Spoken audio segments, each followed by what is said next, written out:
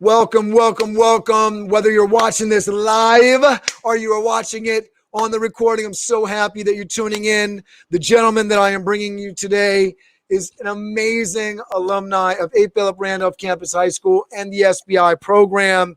He is gone into the financial industry hard, taking no prisoners. He's somebody that I respect a lot. He's come back. He's contributed to the board for SBI.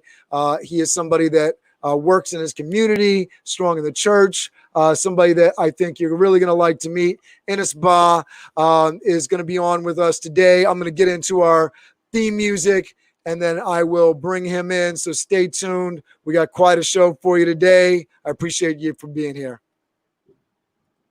Wow. Thank you. Hold on one second, Innis. I got some theme music that doesn't always start up the right way, so I think you'll like the song, though. It'll bring back some memories because we've incorporated some stuff in here. This is the Alumni Connections Project. We all know Randolph is better than the rest. Even when you progress, you still gotta rep. A. Philip Randolph Campus High School. But this is not a test, you should say it with your chest. Be proud of your origin, and if you are proud, support it then. Stronger together through unity, better together. Let's build the community. Randolph isn't a school or a building, it's a legacy. It's not in your past, it's your identity. So show some pride. Alumni Connections is sponsored and brought to you by SBI, CCPI. SoundDownBusiness.org. SoundDownBusiness.org. The journey doesn't end with graduation and prom. The journey doesn't end with graduation and prom. The journey doesn't end with the journey doesn't end. This is the Alumni Connections Project. This is the Alumni Connections Project. A. Philip Randolph. Randolph. A. Philip Randolph. Randolph. Randolph. Randolph. Randolph. Randolph. Wow. Wow. Does that bring back some memories? That's amazing. That's amazing. That is awesome. So, ladies and gentlemen, Mr. Innis Baah coming to you. I can't wait to really get into your story. I've been tracking you, talking to you for many years now. It's such a joy to have you on the show. So what I'd like you to do is say hello to everybody. Tell everybody where you're currently working, what you're currently doing, family situation, where you're living. Give everybody sort of a nice contextual piece of what's going on in the world of Mr. Innis Baah. You'll see that Innis has his COVID beard in full effect. I was surprised because I'm used to him being baby butt food. This is temporary. This is temporary. Yeah, but Cameron, thanks again for inviting me to this podcast. I've seen a couple episodes, and quite frankly, I'm very impressed and want to learn about what motivated you to start this. Right? So I think it's an excellent platform for alumni to jump on, for each of us to learn about our separate career tracks and what we're doing, and just leverage the huge alumni network that SBI has and Randolph as a community. You just answered the question, man. That's why I'm trying to bring the alumni together and have folks, whether they're a recent graduate like Brian Ortiz, who I had on the show yesterday, or there's somebody like Tulani Thomas, who is had like basically a couple careers at this point. Right. Somebody who is a professional lawyer, Black woman, out in the community. She's writing children's books, has an amazing amount of experience where she can help you. She can help somebody that's currently going to Randolph. You can help maybe her with some other things on the financial end. Give Brian a leg in, connect with Jeremy Jaiko, who has been a part of 3 tech startups. He was at Peloton, and he brought Evan Johnson, another alumni, into Peloton. Wow. We have so many powerful, amazing, super intelligent alumni that are doing amazing things. So that's the whole thing. You answered that question right there, just bringing them together. So enough about this show. Hopefully folks are subscribing, hitting that bell, shameless plug, get it in so that we can bring attention to this, and so you can see alumni as they're being uploaded to the channel. But let's get into Innis Baah and what you're doing. Yeah, definitely. I mean, currently I am a senior consultant at a firm called Ernst Young. Ernst Young is a professional service firm that mainly focuses on audit, advisory, consulting, and tax. I work for what was the legacy advisory practice, and I'm now within the consulting wing. I started my career. I was about to say I started my career at Deloitte, but that won't be true. Started my career in public service about 10 years ago, working for the New York State Senate. Spent some time there. It was very fruitful. I have wonderful memories, but after that time, the senator I was working for decided not to contest his position due to other circumstances. I decided to look into finance and business in general. And that led me to a path of working for Initiative Media at the time and getting into traditional consulting and starting at Deloitte, which is what I consider the official start of my professional career, and spent 5 years working within Deloitte's financial services industry. And then 2 years ago, made the switch from Deloitte to Ernst Young, working for the real estate advisory practice. So in a nutshell, that's been my track so far.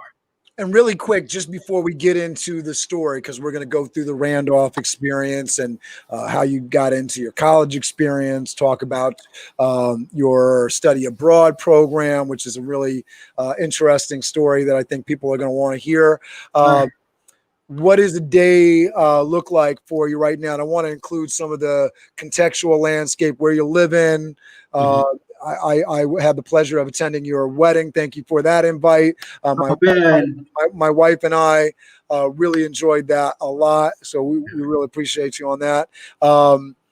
Tell us what a day in the life looks like right now for Innis Baah. Pre-COVID or just right COVID? Now? Right now. I mean, I think obviously everybody's dealing with changes, but what does life look like for you right now? Yeah, so I mean, due to COVID-19 circumstances, I'm very blessed to be working from home. So my day typically starts around either 6 or 6:30, if I have the strength to wake up and do jogging around the neighborhood. I live in the West Orange community in New Jersey, about 40-minute drive from where I grew up in the Bronx. Moved to West Orange about 3 years ago. Very fortunate to get a house in a very nice area, not too far from the Bronx, not too far also from Manhattan, where my office is. The EY office that I typically go to is around 42nd Street, Times Square. Gotcha. So I'm officially, a transplant from New Jersey, but my parents are still in the Bronx. My siblings are. Most of my family, so it's just me, my wife, and my 9-month-old daughter. Yeah, that's what I wanted you to get into. That was bearing the lead there. So so proud new father.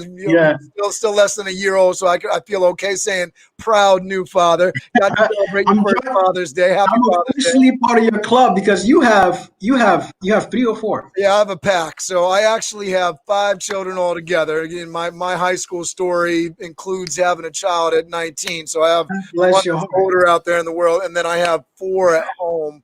13-year-old, a 12-year-old, a 9-year-old, and a 3-year-old. Yes. Cameron, I think that's one of the most impressive things about you. Because I feel like you've lived a lifetime. Like, I remember when we were on the board, that's when you told me you had your first child at 19. And I mean, the way you carry yourself, your demeanor, I wouldn't have never known that you've lived 19, just that's a big responsibility. So it's always a surprise, I think, to high school students, especially when I'm there, and it's usually a surprise to even guests on this show when I say I didn't graduate from high school. Neither did I graduate from college. I ended up getting my GED, and I tell this story almost every time. But following the girl in red leather pants, you shouldn't do that. But that's why I've been involved with SBI for so long, is because I didn't have that guidance and direction when I was in the middle of high school, for sure.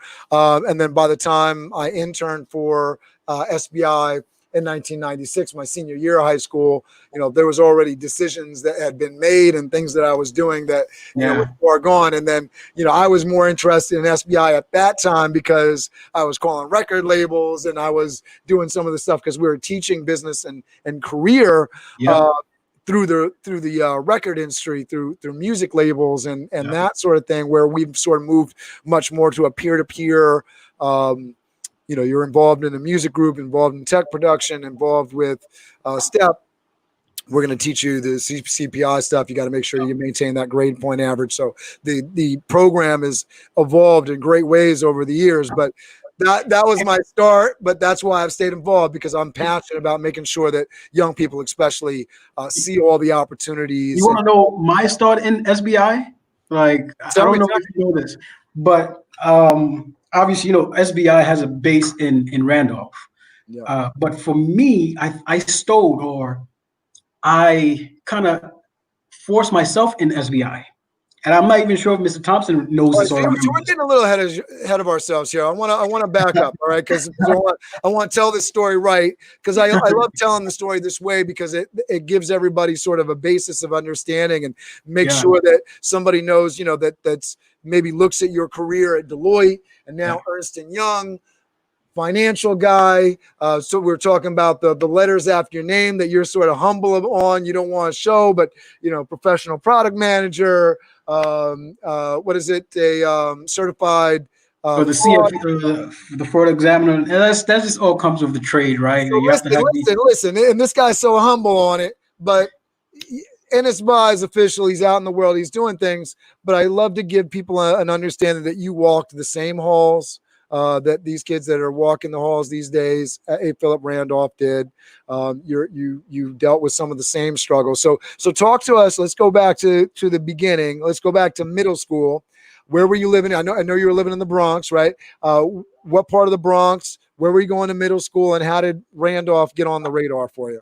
Yep. Actually, I always get confused because, growing up in New York City, you always claim hoods, right? You always claim where you're from. And for me, it's always a struggle when I'm introducing myself to someone who's not from the five boroughs, because I grew up in Harlem, right, / Washington Heights, when I was there, and my family went to church in the Bronx. So I was always part of the Bronx and always knew of the Bronx, but we moved officially to the Bronx after high school. Okay. Right. So in middle school, I remember you doing serious miles in vans for the church. Yeah, I remember that. Yeah, I had to retire as a church van driver a couple of years ago. But in middle school, even in elementary school, I came to this country at 10, and so when I came from Ghana. So when I came from Ghana, my family was already settled here. I had 2 younger siblings. At the time, my sister was back home in Ghana.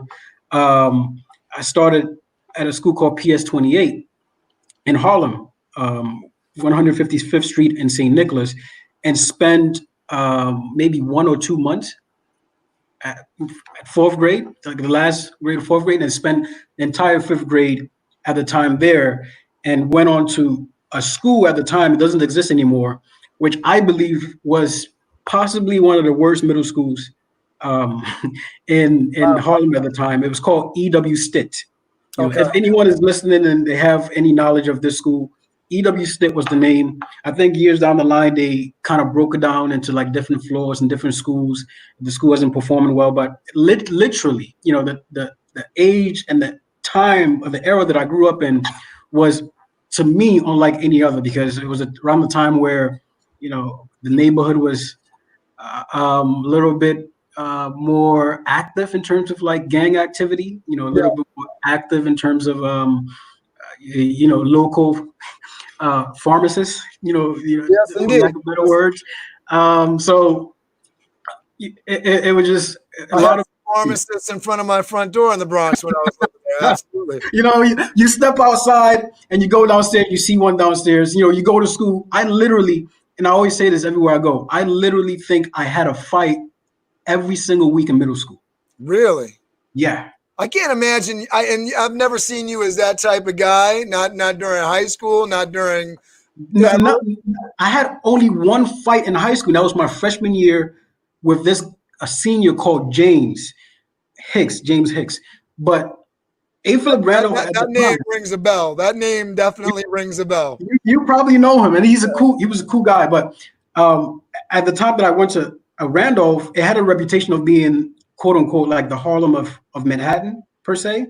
So it was really competitive to get into Randolph, and we didn't have You mean like the Stuyvesant or Manhattan? What? something, the Stuyvesant of Harlem or something like that nature. The point is, it was really competitive at the time. I'm not sure how it is now to get into Randolph, and I think my class was the genesis of not as complicated, but yeah. Yeah, but in middle school, I had a fight almost every week. Not because I wanted to have a fight, but at the time, that was the way of surviving. That was the way to let people know not to bother you or pick on you, for different reasons. Because you're African, or because you look small, you can be picked on because you're not part of a gang. That kind of herd mentality, It was bad to the point. At one point, I spent 2 weeks at a hospital because a group of kids decided to do a wrestling move called the DDT. Yeah, I'm familiar with all of the Hulk Hogan. Yeah. I don't know. I can't remember who did the DDT. I don't remember either. I mean, when they dropped me over my head, I think maybe somebody who's watching can give us that answer in the comments. Yeah, it was definitely something to remember, and I'm very grateful for EW Stitt because that was my genesis of learning a lot about. Why did you have a particular? I mean, obviously you weren't in the gangs, but why did you have a particular problem in general? Was it because you were, considered African and they were messing with you that way, or what was going on?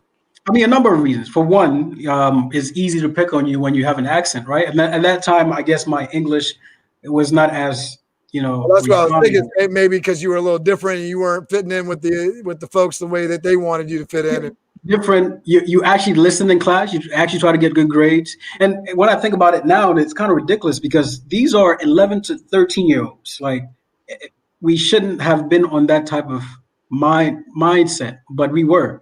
But I think you started off with it wasn't a good school, and when you have educators that aren't really leading by example and making sure that everybody is rising to a certain standard. My middle school was a challenging place as well. I got into fights when I was in middle school as well. I went to Hudson River Middle School, so I was a few blocks south of where just a couple, just a couple.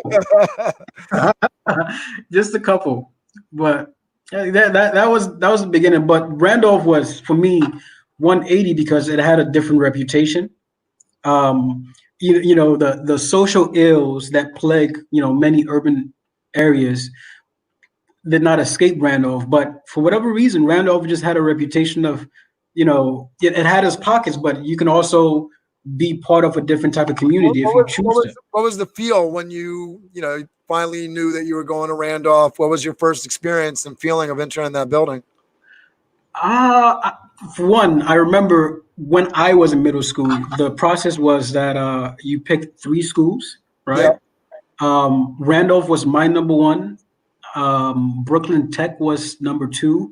And then there was a school called Norman Thomas. Yep. That was like the third option. So I believe I got accepted to Randolph and Brooklyn Tech. No, I got accepted to Randolph and waitlisted for Brooklyn Tech, something like that. But I didn't really care about Brooklyn Tech. I wanted to go to Randolph. It was closer to home. I was really excited. I was ready for high school because I was ready to leave EW Stitt. I was so ready, to leave EW Stitt. And then also at the time I was really interested in sports. And so, Randolph had all these opportunities to be part of clubs, sports. And I was happy. I got accepted to it and I had to spend a summer. They had a summer program called Bridge. So I had to do that program in order to fully matriculate into Randolph, but that prepared me a lot for high school. And that's awesome. Yeah. And that's when I met I don't know if you know Mr. Kelly.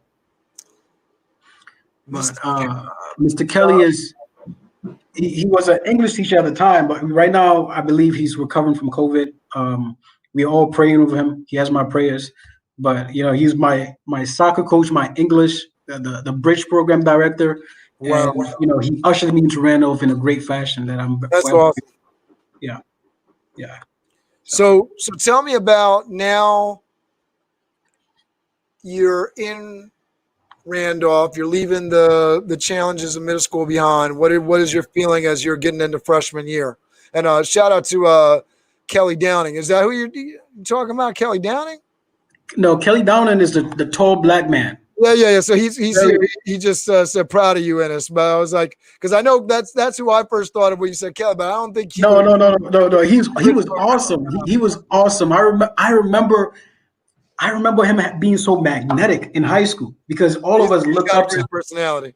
Yes, I hope my memory doesn't fail me, but I think he went to either Columbia Teaching College or one of the teaching college. He just commanded the room. I don't know what he's saying no, dude, but he's just saying no.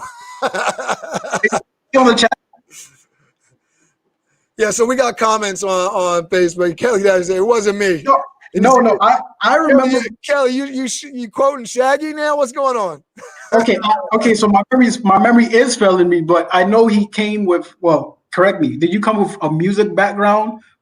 But I'll look it up. You could continue on with your story. Let's not get sidetracked. So talk to us about freshman year. But I'm talking about Kelly, Lawrence Kelly. Lawrence Kelly.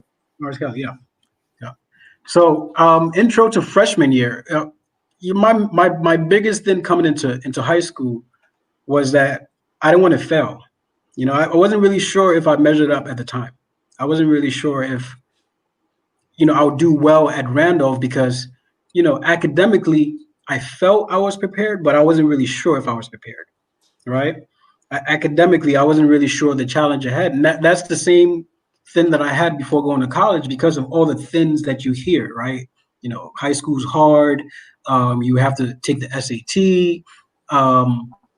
Obviously, English is my second language. And at the time, as opposed to now, it was a lot more challenging for me, in terms of writing, reading as well, too. So I certainly had a lot of fears going into high school, but I think that summer program, as well as just doing well my first semester, kind of dispelled all that fear that I had about high school and just realized that it was just like the next step, like the next phase of life. And obviously getting involved in sports at a very young or at very early stage and the other clubs was a great way for me to enter high school. So that's awesome. So what sports and clubs were you involved in? So for sports, my freshman year from the jump, I joined the soccer team. Okay. That's all I wanted to play. I didn't really care about the other sports. And then so soccer season started, the fall semester. So after soccer season, I didn't really want to go home after school. So after soccer season, I decided to join the swimming team. Yep. Yeah, because that's during the winter time. And funny thing, no one in my family knows how to swim. As a matter of fact, it's a running joke, I think, amongst most black people that black people don't know how to swim. But worse, Africans really don't know how to swim, right? So there's no history like that in my family. And I didn't know how to swim going into the swimming team. And there was a teacher or an instructor called Mr. Pena. He's actually on Facebook as well, too. Very interesting guy. Taught me how to swim that freshman year, was able to make it on the team as a swimmer, and was part of the swimming team from my freshman year all the way up to my junior year. And then during the spring semester, I joined the volleyball team, which you were part of a lot of teams. All three. Throughout the year, I was part of a team. Throughout the year, I did sports. That's crazy. Throughout the year. So I didn't know that about you. So when did you get involved with doing stuff with SBI? So I forced my way into SBI. Although I was doing the sports, SBI after school, just like the sports, right?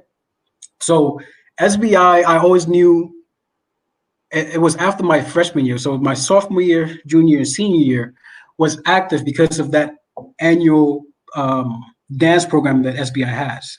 I was wondering, like, okay, well, what are these kids doing, after school that is so interested that, they always want to go and be part of it. And then, people that I consider. So for the uninitiated, we're talking about December show, May show. Right. We have big events where our dance groups, we have like 7 different dance groups in a given year. We have the Sisters and United Brothers, step teams. We have Latin DVD, West Indian DVD. Indian DVD. Oh my goodness, you're bringing back memories. Latin DVD, West Indian DVD, UB, and someone that I considered a big brother at the time, Kwame Tufor, was UB. Shout out to Kwame. Yep, shout out to Kwame. He's a doctor now in Virginia. I believe we got to get him on the show, man. You got to help me with that. Oh, no problem. Say no more. So, through Kwame, you discovered what SBI was, and at the time in high school, half the things that attract people to different programs are, women, right? Okay. we're about to have a red leather pants story. I feel that coming. So it was always great to like sneak your way into SBI and watch people practice and mingle. But then it became more than just, forcing your way in. It became more of Mr. Thompson seeing you and asking you to do something and be useful. Yes. Not caring if you were part of the program, if you weren't part of the program. As long as you were there, young man, make yourself useful. Do something. That's how it rolls. Yes, indeed. So after sophomore year, junior year, I became more useful. I started taking pictures at the shows, the May show, the fall shows. Visited Mr. Thompson more at his little corner office in Randolph. Just being useful, just being around, and certainly taking advantage of all the different programs SBI offered, all while not being officially part of the program. So I'm assuming though that you were taking part in like career day and CCPI activities. Yes. So you were official. I don't know why you're saying you weren't official. No, my sophomore year I was unofficially not part of it because I didn't, whatever process you have to take in terms of signing your name or making sure you attend the meeting. You were resistant to registration. Yeah, but I didn't care. I saw the value in it. Because I love hearing the stories about the teachers as well. So you were talking about Lawrence Kelly. Who else were folks that sort of shaped your Randolph experience? Oh man, I can definitely list off a number of people. The good, the great far outseed, the bad, I should say. A couple of teachers that I remember off the top of my head. Dr. Davidson. Mm-hmm. He was a chemistry professor. Dr. Davidson is the reason why I looked into, or he was the genesis of me looking into like liberal arts schools, because he told me about Carleton University in Minnesota, and he had a vested interest in me doing well. Right, because I failed his first exam in chemistry. Mr. Alusik, my math teacher, my freshman or sophomore year math teacher, Mr. Alusik, to me was the coolest thing in high school for me, because just the way he related with students. I believe he had a wife named Miss Jessup. Just the way he related, just the way he taught math.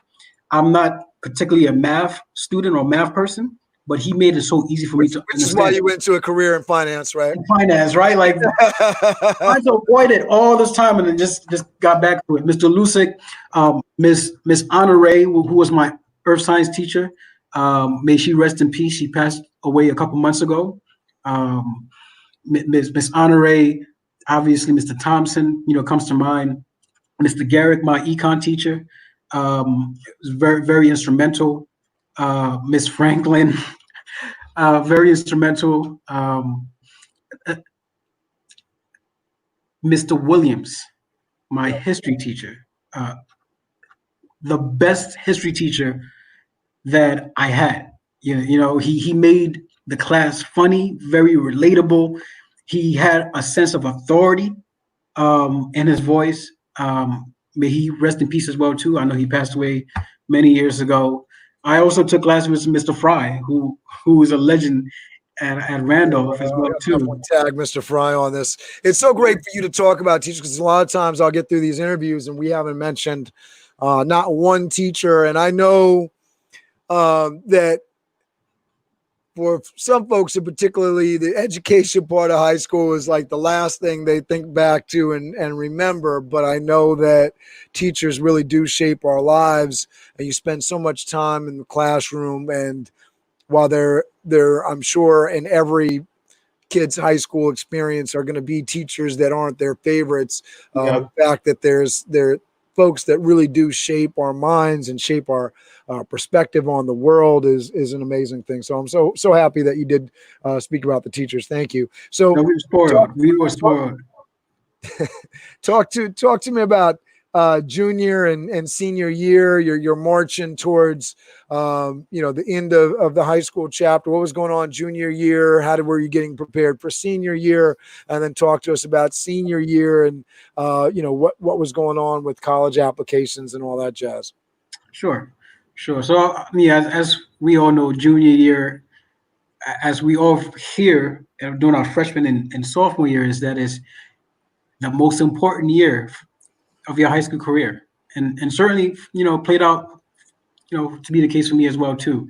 At the time, you have to get ready for regions, make sure that your grade point average is on point. I am a first generation college student in my family, and so just the thought of exploring the college options for me wasn't really it was daunting, right? Because I wasn't really sure exactly how I would go through the college process. I wasn't really sure how, the process I would take to select the school. I wasn't sure how my family would, and I would be able to afford, for my college education. And, quite frankly, if not for a program like SBI, which, helped me tremendously identifying schools that, fit my skill set, identifying schools that would take me out my comfort zone. I'm not really sure how I would have went through my junior year as well as my senior year, because SBI was definitely pivotal for me at that point. So, I think I went through junior year and senior year just like how most high school students, go through it, just worrying about the exams and doing well in the SAT, which, to this day, I don't really, I didn't do well in the SAT. I didn't like the fact that we had to take the SAT. But I was prepared, I made sure my grade point was, my GPA was on point. You'd be happy to know now for students, I think a lot of colleges are paying less attention to the SAT. I think it's still a big deal, but there's a lot of colleges that are taking it out of their review process. It was daunting because like my class is the first class that we had to take both versions. So I think in the beginning, I don't know how it is now. Again, I'm 10 plus years removed, but the maximum score when I started high school was 1,600. So we took our first test, I think my junior year, and then they switched it to the 2,400 cycle. I believe that's what happened. But either way, I didn't do well in either one of them. Right? I didn't do well in either one of them, and that was a huge metric for a lot of schools. And I just don't do well in standardized tests. I just don't do well in standardized tests. You're not alone. You're not alone at all. It's a big issue in the education system, and a lot of debate over what's the best way, because you want a standard system, but at the same time, standardized tests aren't necessarily the best way to judge somebody's performance in the work world. They're not the best way to judge somebody's, because a lot of them end up being cultural knowledge tests instead of actual, metric or merit-based tests. Yes. I completely agree. For whatever reason, I'm just glad that students now don't have to face those kind of daunting. Well, they still do. They surely do, but it's getting less. There's being less weight placed on it, but still SAT is a part of the process. And for some of our students, they have to go through that. Because in New York, you got the sort of the double-edged sword. Not only do you have to go through the SAT process, but you definitely have to go through the Regents process, which again is a whole nother layer of standardized tests that you have to run through just to graduate. Right, but even I feel more comfortable with the Regents because you spend either the entire semester or the full year preparing for Regents, right? Right. You were well, and that's the issue with those tests is that you spend your time studying for the test instead of actually learning history and languages and art and maybe financial management and maybe some of these things that kids should know before they start making huge financial decisions and life decisions as they step into the college world, right? Yeah, there's a lot of debate on that, but let me get us back on track here and focus. So senior year, you are charging towards the end here. Thanks for shouting out Sound Business in terms of getting you in sort of mind of the different colleges. So what are the colleges that you applied to? Which colleges did you get into, and how did you end up on your decision of where you wanted to go? Okay. So, I mean, senior year, I think I had a lot of choices because I didn't want any, I made sure I had a lot of choices. I didn't want any opportunity to not be a college student. I wasn't leaving any chance to any one or two schools to accept me or to decline or reject my application for me to be home. So I really applied to all the CUNYs available in the CUNY form. Maybe I think it's a maximum of 5 at the time, and a maximum of 5 SUNYs. So I selected 5 SUNYs. And then for the private schools or the other schools, the schools that I can remember right now were Syracuse, which was at the top of my list at the time, Hotspur, which I applied to at the time, Hobart William Smith, which obviously ended up going to. I had a long shot in Columbia University for other reasons. I think I remember talking to you about that. Yeah, I wanted to go to Columbia so bad, not because of the academics, right, but because I wanted to play soccer for the D1 team. Oh, okay. I don't remember that conversation, but I think I remember a conversation around saying, don't go to school in New York City. Yeah, which was a great advice, because to this date, I just don't know how people go to school. For grad school, I can see that. I just don't know how, folks that grew up in New York City still do CUNYs and, It's tough. Brian Ortiz was on yesterday. He took part in tech production almost all 4 years while he was at Randolph and SBI. He's an introverted guy.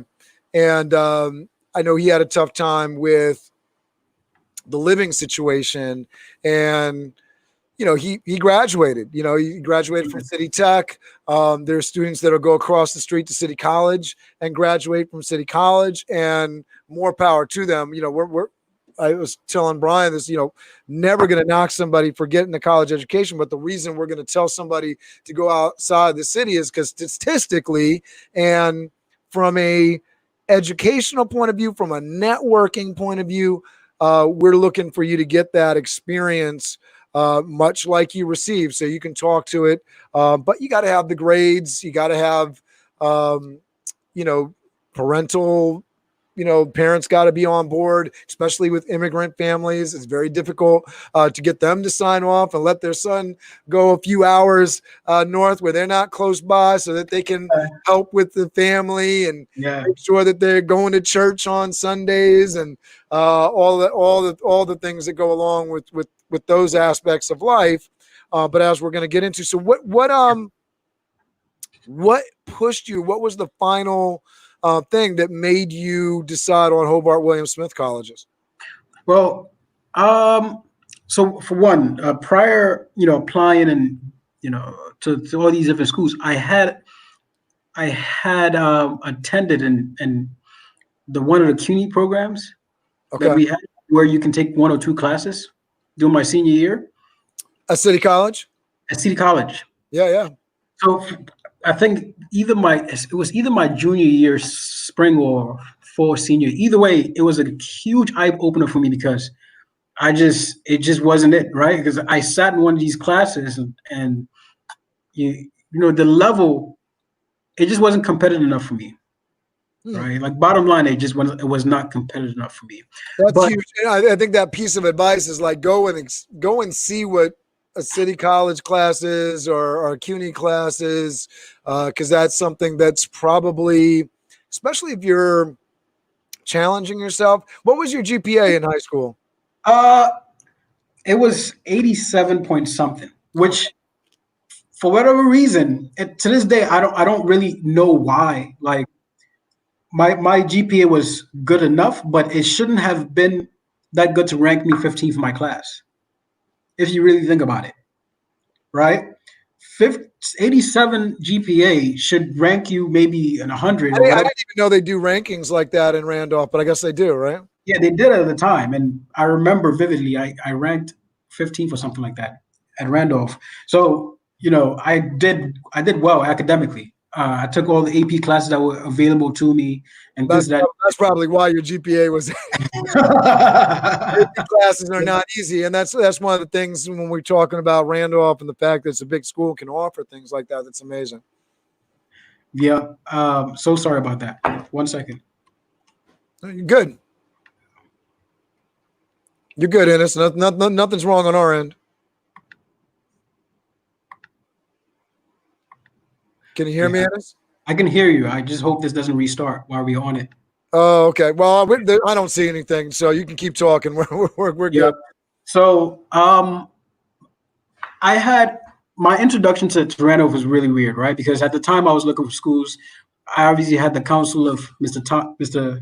Thompson and you and Dr. Davidson at the school, who were all weirdly advocating for me to look at liberal arts schools, right?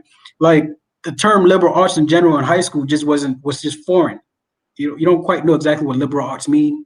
You don't quite exactly know, what to expect. All you know is that it's a place or it's a school that is typically, small, typically academically different than what we are exposed to in the public school system at Randolph. And liberal arts schools are typically away from the New York City, our environments. And so they, Thompson, you, Dr. Davidson encouraged me to look at different liberal arts schools, like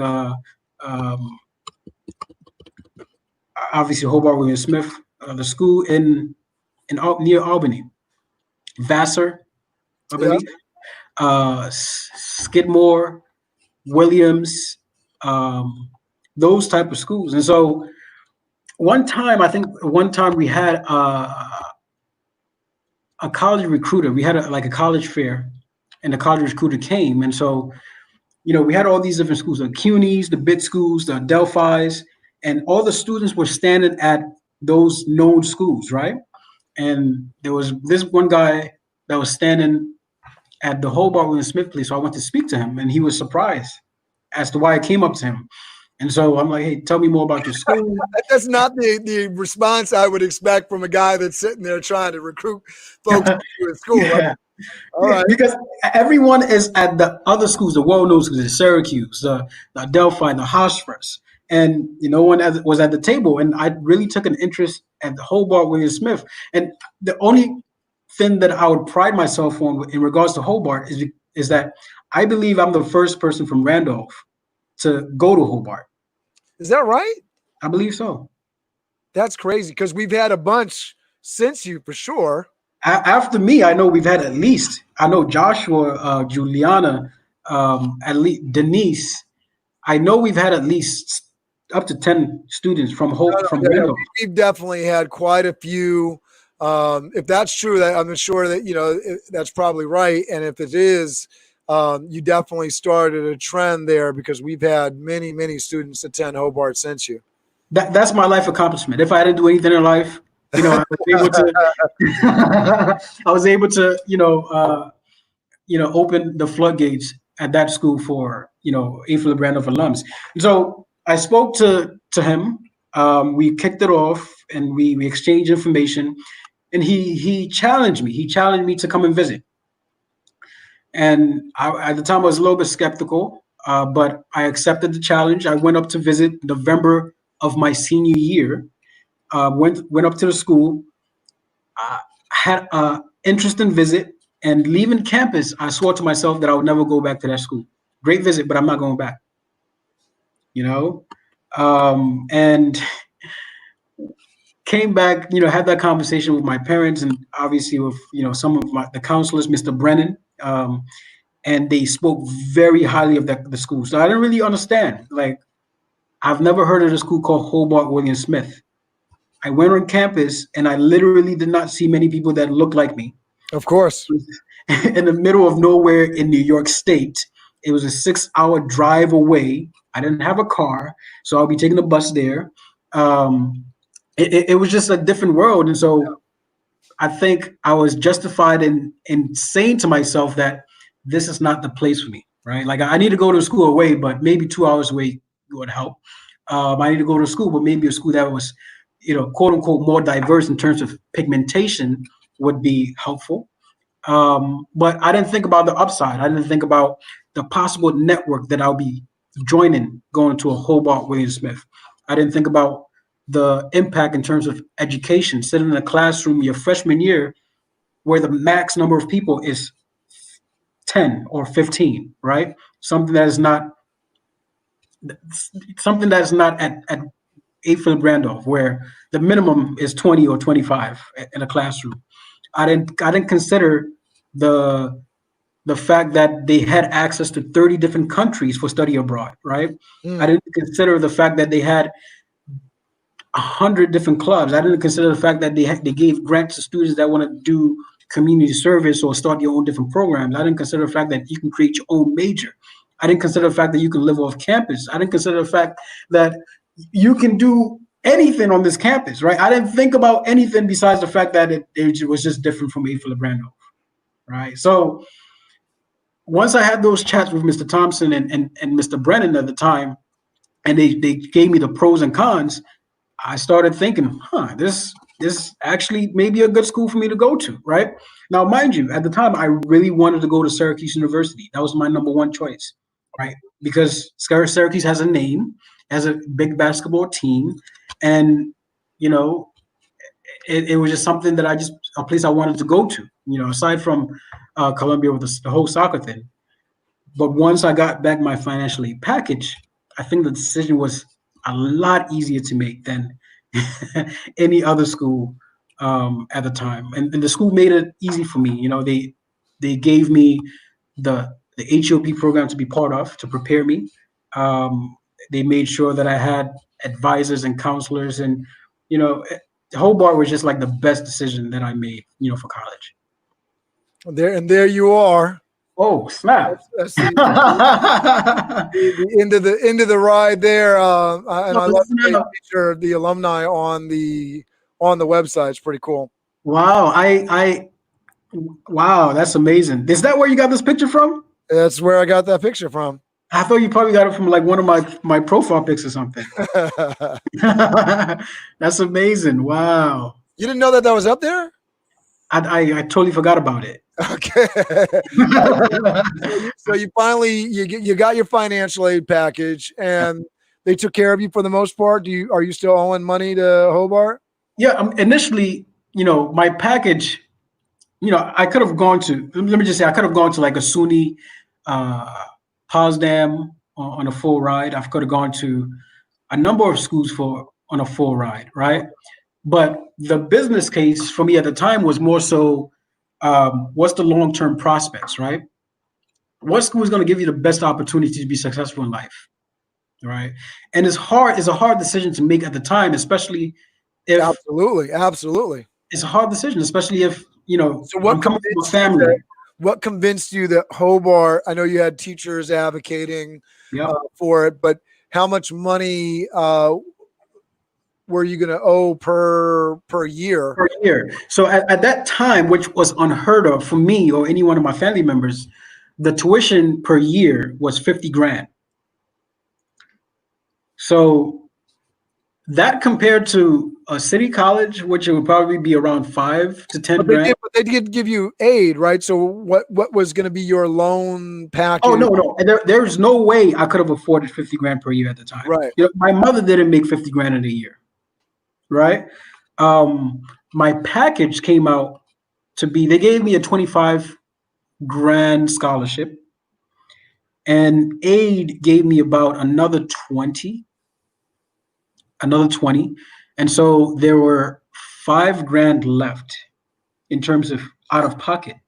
But that on top of, other costs, other fees, school technology fees and Was things that like that. inclusive of room and board, that 50,000?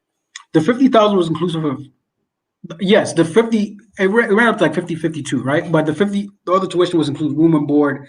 But So after you were aid, about 7,000 around there for a year? yep, it started around 7 to 8,000. Okay. By my second year, it was around 10,000 in terms of like out of pocket. It does go up, right? Yeah, it's one of the challenges too. It's like, this is one of the questions if you're getting into school. What is it going to be next year? Can you give me a Right? idea? And they might not be able to tell you. They won't be able to tell you because they don't know that it could change. They wouldn't be able to, because they're doing this whole tuition wars with other competitive schools. But in all, I finished school with around 40,000, 40 to 44,000 in student loan debt, because I chose the loan option because we couldn't do it, right? We couldn't. The 10,000 out of pocket, even that was stretching it for the family, Yeah. So we did the loans round. I took out loans, came out of school with 44,000 out, of loans, and managed those loans myself and paid those loans off myself. Right, so let's talk about how we racked up that debt. So you were accepted at Hobart. You made that decision. That was the place, even though it was going to cost you some money. So you did they have sort of a bridge program at Hobart as well? Were you part of a summer program? Yes. So interestingly, they have a program called the HEOP, the SOP HEOP program, right, for underprivileged, financially challenged. And you were in that? And so I technically didn't really qualify for that because my mother at the time made around 45,000 per se. And I think there was like a financial threshold where I probably missed that threshold by like 2 or 3 grand. Yeah, and so frustrating financial pieces like we're not poor enough, right? Like you're not poor enough. Like where things at? So it just didn't make sense. Like I'm not rich. Like my family don't have this money. As a matter of fact, I even wrote back to the school because the initial financial aid package wasn't big enough. So I wrote a letter to Hobart, which is what you're supposed to do for anybody that's watching. This is how the game is played. Thompson and Brennan coached me through it. Like they told me literally, I'm like, I want to go here, but I can't. Like the package is not sufficient enough for me at this point. And even though they've given me 25 and I have 20 from financial aid and it's about 5 to 7 left, I just need a little more. So I wrote that letter. The counselor, Mr. Baruda, who to this date is one of my biggest mentors in life, read the letter, sent it to an alum who was a donor, and he decided to add $2,000 to my tuition at the time. Wow. $2,000 to the tuition. So I was that gesture, the gesture of them even going back to their coffers and giving me an additional funds, at the time told me a lot about that school, right? Because my other friends that were going to a SUNY, Binghamton, or it's a whole different experience, yeah. And you're just not having that kind of interaction with your with a whole lot less money to go there, but it's not that experience, yeah. A whole lot. And so I'm very happy to say I got an additional $2,000 from Hobart William Smith and decided to take that financial risk of taking out those loans because it is a risk, right? When you're a senior in high school, you don't really understand like the implications of you taking out that loan from these banks, to finance your education. But I did. Yeah, nobody's giving you that financial education in high school, that's for sure. Yeah, which is not good. It's not good, but thankfully. Was there a summer program that you were going to at Hobart? Yep. So they added me to their HEOP program, which nice. I had to complete it in order to be officially accepted into the school, along with other, the 30 other people that I went to the HEOP program with. And that too, just like the bridge program at Randolph, was the best decision that I made because I had an early semester, head start, right? I knew the campus from the inside out. I knew the kind of academic challenge that I was walking into, right? I knew how to prepare. I wasn't walking to the school blindly my freshman year, because of that HOP program. And I'm very, very grateful. That speaks to the importance of those programs. So Very now you get on campus, you're part of this kind of bridge summer program with HEOP. What is your initial kind of feeling of now you're a college student? And, I imagine there was one sort of feeling as there was a few students on campus with the summer program. Yeah. And then now here comes the wave of students, of a whole bunch of people that don't look like you necessarily. Tell us what the first couple semesters are looking like for you. Yeah. So, I mean, for me, at Hobart, the biggest shock or the biggest challenge my first couple semesters was the culture differences and the economic differences between me and my peers. Because Hobart, at the time, and possibly now, has students that come from very affluent backgrounds. And growing up in Harlem and the Bronx, that's honestly, that's not something that I was used to, right? I was going to school in New York City. None of us drove to school. We all took the subway or the bus. None of us, at least none of my peers had, fathers. I was definitely on a subway or a bus. That's the way it worked. But everybody that I went to college with, or most people, went to either private schools or public schools that were heavily funded, right? And you could tell the difference, right? None of us really had, fathers and family members in the financial service industry at Randolph, at least that I was exposed to. If they were, I didn't know. But my peers, they're probably keeping it a secret if they did. You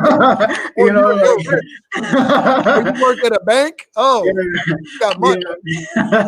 Little do they know. So how did that affect your experience of Hobart?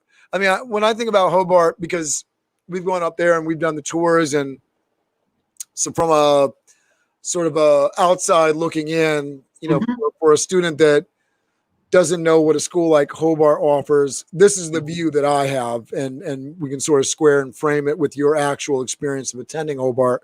So you walk a tour of Hobart. If you're doing it in the fall, it's a beautiful, lovely campus. Beautiful campus. It's gorgeous. It feels historic. You walk around. There are scientific labs. They have an experience they advertise from biology. They have a glass bottom boat that they talk about in the lake that people can go out on and experience education. This is another level of practical education that they provide to students. Whereas, if you're going to Brooklyn College, and this is the thing, I did not graduate high school, but I had applied to some colleges, and because Brooklyn didn't know that I didn't graduate, I got into Brooklyn College. And so I after high school, I'm like, all right, let me go and take a look at Brooklyn College, just because I was like curious, and I did want to go to college even though I hadn't applied myself. So I go down to Brooklyn College campus and I walk into a classroom, and it's this sort of old. This is back 1996, but still, I was looking at, even at that time, what was a very old, big box TV hanging precipitously at the edge of a somewhat like lecture hall type of classroom. Yeah. And I just looked in there and I was like, nope. Like, this is just not it. When you frame that classroom, which I imagine if we went to today, it would probably be a little bit updated, but not that much updated. If you frame that and then go and look at a classroom at Hobart where you could probably, once you're inside that building, transpose that and say that you were at a corporate office like Ernst Young or IBM, or because they are constantly updating. Everything is classy, high-end material, built to last, enriched all the words that you can throw at it, but they are providing a very high level and up to date education, and that's sort of the frame of reference. So, just to give people the view of the college that I have walking around the campus. So now you're there and you're in this very rich environment. Very. No pun intended. Very. But certainly it's there, right? You have rich environment, you got rich folks. They do go hand in hand. Not everybody looks like you. There's different economic class levels. So how is that affecting your classroom experience and your campus experience? Yeah. So Cameron, I think, as a young person, you can take that in a couple ways, right? You can internalize that and be resentful, right? Or you can internalize that and strive to learn from your surrounding and learn, if you want to be in that position, how to get to that position. And I think that was the approach that I took, right? I mean, there were certain challenges being in that kind of environment that I wasn't previously exposed to. Neither were those people previously, majority of them, exposed to someone like me. And so, I was me and my cohorts, or the friends that I came in with from the program, were more so a myth to some of these kids coming from these backgrounds. But it was a wonderful opportunity for me to really step outside my comfort zone, right? And I'm very glad that I did, and I was able to make that tough decision to say, I am not going to go to a CUNY because it was the same people that I went to high school with that I'll be going to college with, right? As opposed to Hobart, where it really is someone from a different world, economically, socially, racially, in every aspect of life. Right. And although at the time you may know it, you may not, Hobart for me served as a microcosm of the world, right? Because there's no difference between Hobart and Ernst Young. For me, there is none. The only difference is I'm getting paid right now working, because there, everyone that I sat in class with were someone from a different background, someone from a different, social class, someone that spoke differently. Like one example, right? My freshman year, I began to really start to think about like how I spoke. In Harlem, you tend to slang your words. You tend to say, what I mean, or throw in a couple curse words here and there per se. Not to say that's a bad thing, but it's just like how we converse. You spend a semester at Hobart William Smith and you start saying, hey, dude, or FNA, dude, or God damn it, jolly, like just tiny stuff like that, right? Just tiny stuff like that, where you come back home to the Bronx and you notice that your vocabulary is different because you are in a different environment. You notice that you are paying attention to different things in your neighborhood, right? You notice it's just getting exposure to different environment. That was very pivotal for me, that I'm glad I chose that route, because had I not, I think I would have been in that same bubble that I was in high school. Yeah. So you're adjusting. Yep. I think it's appropriate to say you're getting comfortable freshman year with code switching, right? That's the word, code switching. Yeah. Lots of code switching. The freshman year was challenging, not academically, because I did well my freshman year academically. It was more so challenging in terms of, just your surrounding. But I think now, I was always ready for those kind of things, right? When I think about the challenges that other people who were from the same background that I was one faced, and perhaps left school and went back to the city. I was going to ask you, did you have some peers that, were a part of the HELP program that, because I know we definitely have some people that they went to Hobart and it was challenging. I think, because of the rigor, because of the culture, because of financial aspects, there were folks that definitely, were challenged and weren't able to stay at Hobart. Yeah, I think some folks. So I don't know if Benny stayed. Benny Calderon. I think Janelle Jack graduated from from Hobart, I believe. Joshua Serrano definitely did, right? Josh definitely did. Josh is a really good. Neil Jaiko. Yeah, very proud of him. Very proud. All these kids or all these young men are like 3 or 4 years my junior, and so like. Yep. Sima Rana. Sima. And then Tatiana Jack, I think, also attended there. And then Vivian, I think, went up, but I don't think she stayed. Yes, there was lots of kids from other schools in the city that, when I was there, came and they left, or they just couldn't really handle that type of environment, right? They just couldn't handle it, right? You can't. It's not New York City.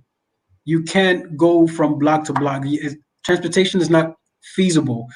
And then I think coming in, people really underestimate the social pressure that a school like that can give you, right? When you are when you're attending class with a kid that drives a better car than a professor, that can give you subconscious depression without you even knowing it, right? When you know you have to bust your butt or your behind to get an internship during the summer, and one of your classmates has a guaranteed job after college, that can kind of play tricks with your mind, right? Or when you know someone's allowance for the semester is $3,000 on other extracurricular activity, and $3,000 is probably how much you're going to get your entire college career from your parents. That can play games with your mind. But for me, I really internalize all these different social pressures and different things, and I didn't let it affect me. I actually let it motivate me. I like the fact that I was exposed to those kind of things. I like the fact that my friend or my roommate, his father was the CEO at Orion Trading. I like the fact that I had classmates from China and India. I like the fact that kids that I would have never befriended, I'm still friends with now because I chose to go to school, and we have personal relationships. I slept over a professor's house on multiple occasions, and that's not something that I think I would have gotten from a Syracuse University, right? All the job opportunities. I think you need to put some context in that, because some people might hear that the wrong way. Okay, let me correct it. So the school is so intimate in terms of the relationship you cultivate with your professors and your teachers, that you can develop a friendship with a professor to the point where you can get to know their family, you can get to know their daughter. They can invite you to come and eat Thanksgiving dinner if you're not going back home.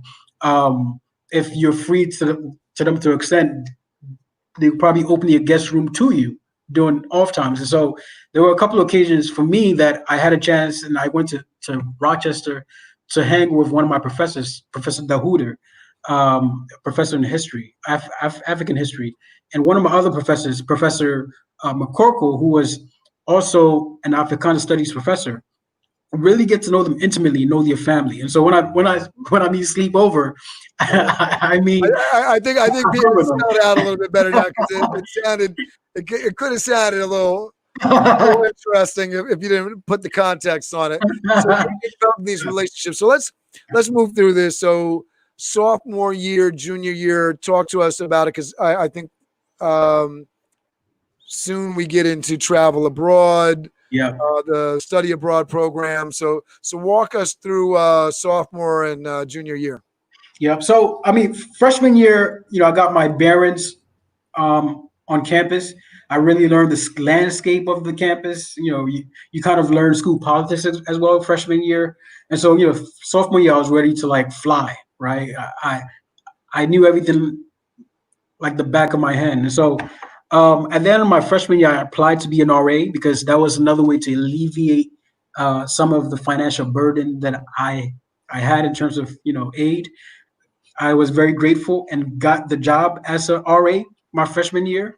And it was a great responsibility for me to have, and also joined a number of clubs on campus. But the one that I'm really proud of and very memorable was the Black Student Union on campus, Sankofa.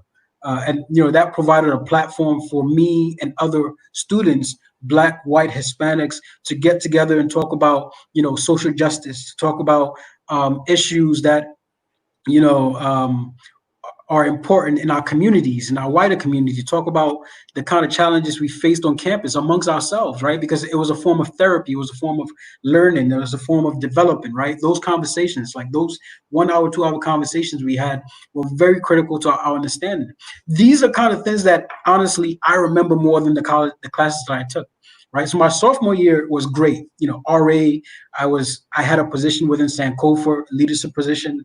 You were an RA sophomore year? Yes.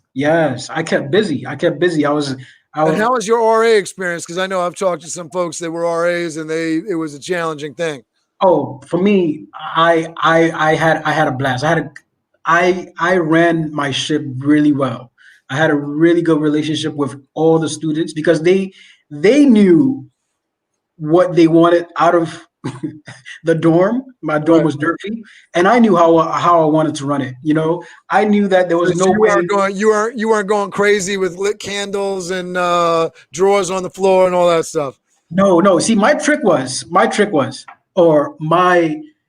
strategy was that I told them for the first day, I know you guys are freshmen. I know you guys are looking forward to a fun college experience.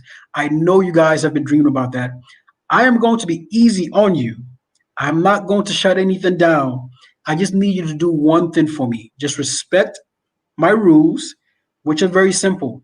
Clean up after yourself and make sure that during the weekdays, you respect your neighbor. So that means that you're not playing loud music at 10 or 11. And God honest truth, everyone were so respectful to me on that level because I looked out for them. During the weekends when they were having parties and drinking illegally because they were minors and things, I gave them alert when the campus police were coming, right? It's like, listen, Monday to Friday, you're going to wear the shirt and tie, and then Saturday, Sunday, I don't care what you're doing. I'm going to look the other way. All right, I see how it is, and it's all right. One of them may listen to this at some point, but I kept it honest because I knew there was no way to like stop those kind of activities. Like I know what was going on in every single dorm. People are going to definitely be people. There's a limit on what you can control. Absolutely. Right. So I set those parameters and kept the place clean and kept the level. I only lost my RA job because I went abroad. That was the only reason. Say it again. I only lost my RA job because I went abroad. Oh, okay. I got you. So was that junior year? That was my fall junior year. So I was an RA my sophomore year. Talk to us about this. First of all, how the study abroad became a part of your curriculum and what made you choose the study abroad program, because you went to China. So why did you choose China? Why was this a part of your education? Why did you choose it to be a part of your education? Well, at the time, and then I went to Hobart William Smith from 2006 to 2010. Hobart, along with other schools like Williams and Skidmore, they really prided themselves in their study abroad programs.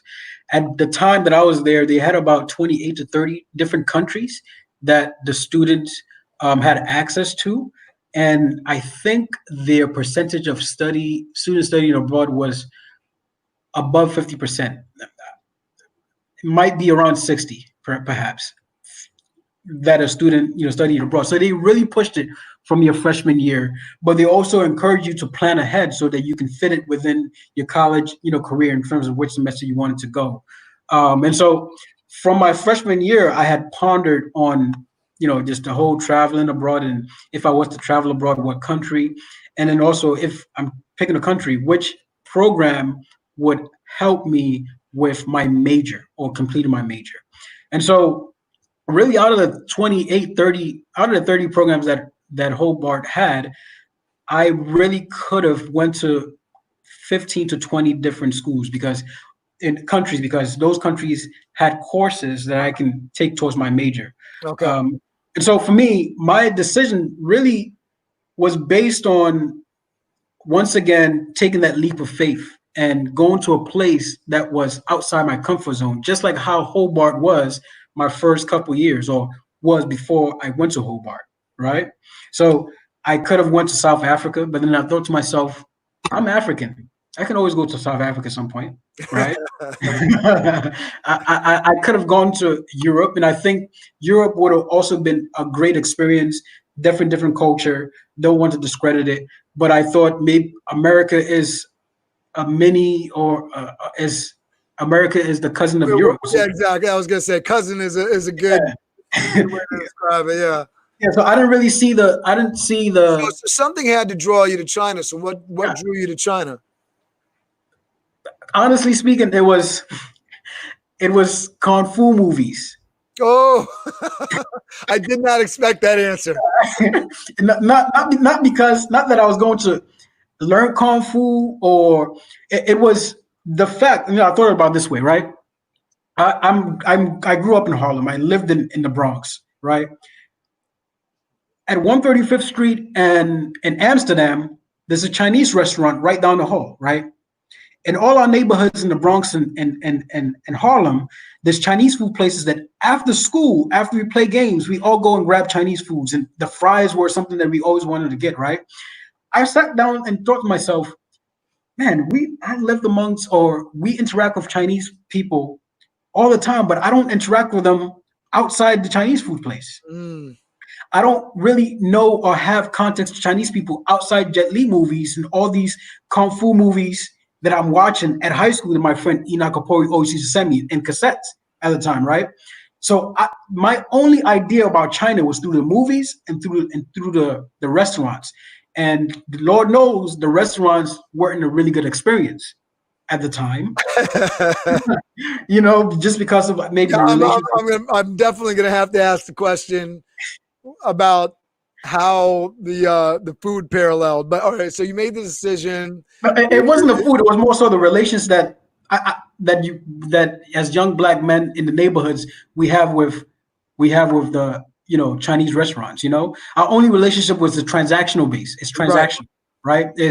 I won. So you made a decision based on the fact that it was a complete unknown for you, but you didn't want it to be unknown. Right. It was a known unknown. So you make this decision. What were you doing with your summers? Prior going to China, by the fall of my junior year, that summer I had an internship with Target as an executive intern, and that was through Target Corporation. Yeah. As an executive intern, so they take you through this entire process of learning about your business, from the stockpiling section to the corporate section to the HR department at the time. And that was through Hobart William Smith's career department. That's amazing. The summer before, which was the summer of my sophomore year, my freshman year, sophomore year, in between, I had an internship with Coldwell Banker, the real estate company, right? And I also got involved with some other things in the city, but I kept busy in the summer up until that point, right? So you had the Target internship, which I imagine that had to open your eyes, and also had to have some parallels with your China experience soon to be, because I imagine so much of the products coming into Target are coming from China. I imagine there was a little bit of learning from that. Yeah, it was an eye opener, right? Because being in China in itself, you learn that it's a different world, right? In the U.S., we are in a bubble. Like New York City was a bubble in itself. I want to back up for a second. How was that plane ride? 16 hours, very long, it was the longest ride of my life. It was painful. It was daunting. And and I got to the airport. Nobody picked me up, and so I'm at the airport, 20 years old. I don't know how to speak a word in Chinese. I don't know how to say ni hao ma, and that's not even Chinese. They speak in Hong Kong. They spoke Cantonese. Right. So it was just like it was right. So there's just so everybody knows, because Chinese isn't a language, right? So we have the main is Mandarin. Mandarin. And then you have Cantonese, which is number 2, right? Yes, Cantonese is spoken in Hong Kong, but but most people in Hong Kong know Mandarin because they are descendants of mainland people in mainland China. But Cantonese is different from Did you spend Mandarin. all of your time in China in Hong Kong?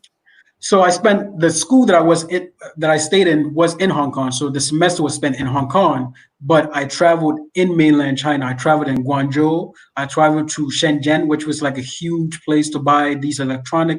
I went to Beijing, and it was at around the time that we had the Olympics. So it was quite interesting being a Oh, black man in wow. Beijing. Yeah. So I had a fans. Like I was waving, telling people I was Obama and everything, you know.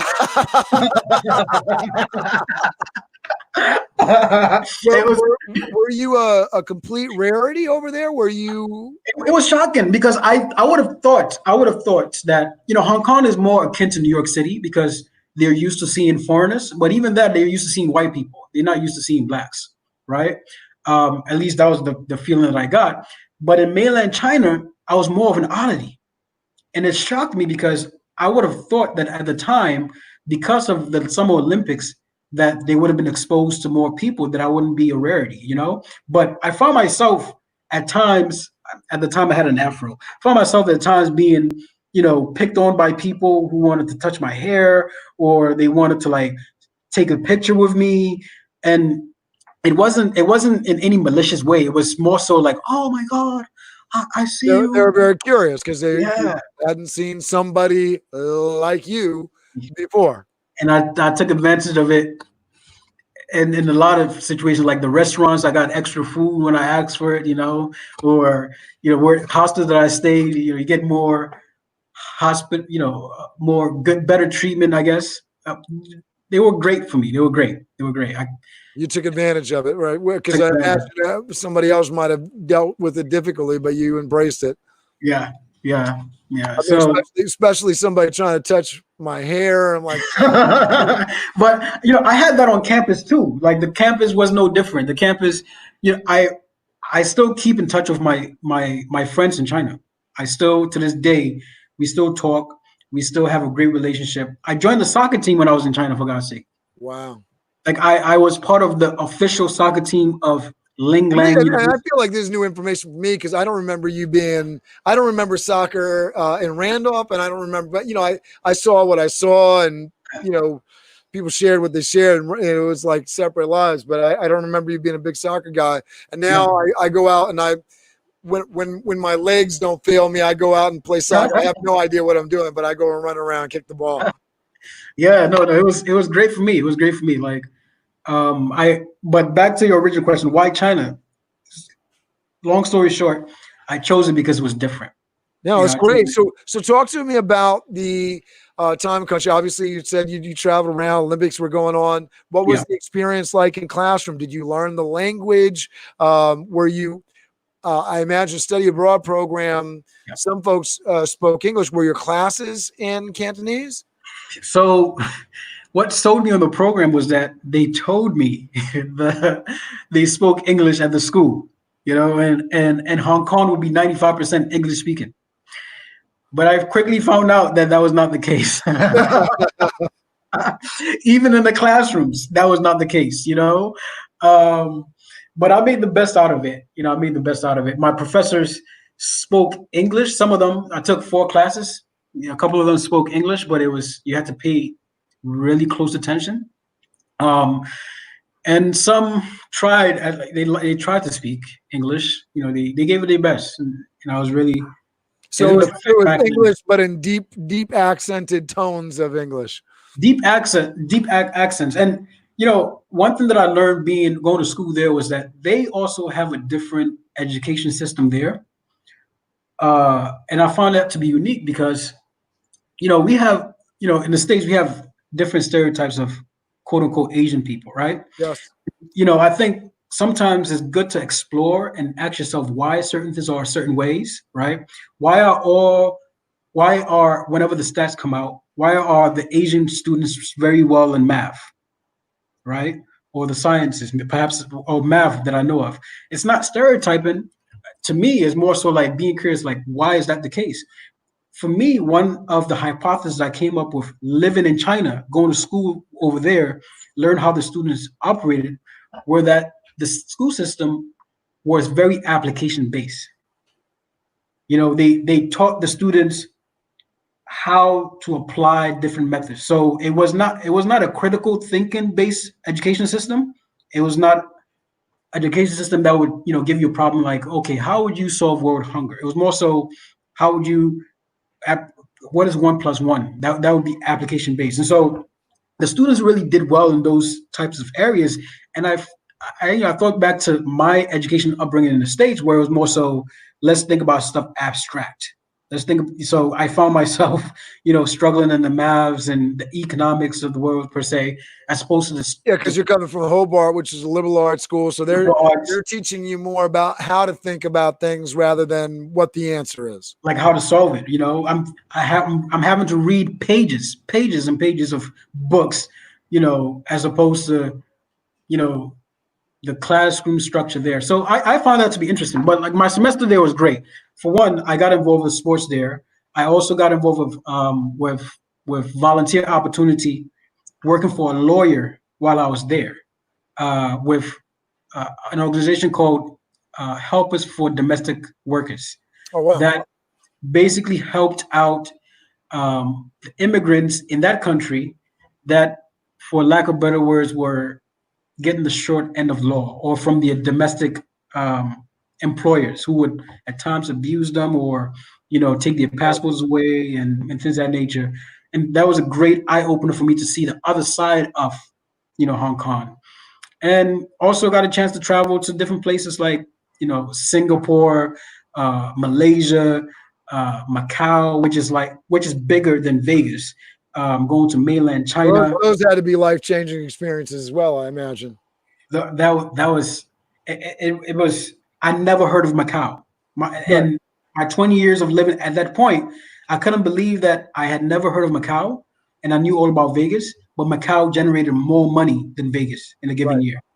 So it was a big eye opener for me, and for me, it helped me understand Chinese people and Chinese culture. It helped me gain a better appreciation for it. It helped me extend my relationship beyond Chinese food and kung fu movies. So I'm glad you mentioned that. So let's go. Yeah. Let's take a beat on the Chinese food for a moment. What is your opinion of American Chinese food after actually having experienced the real thing in China?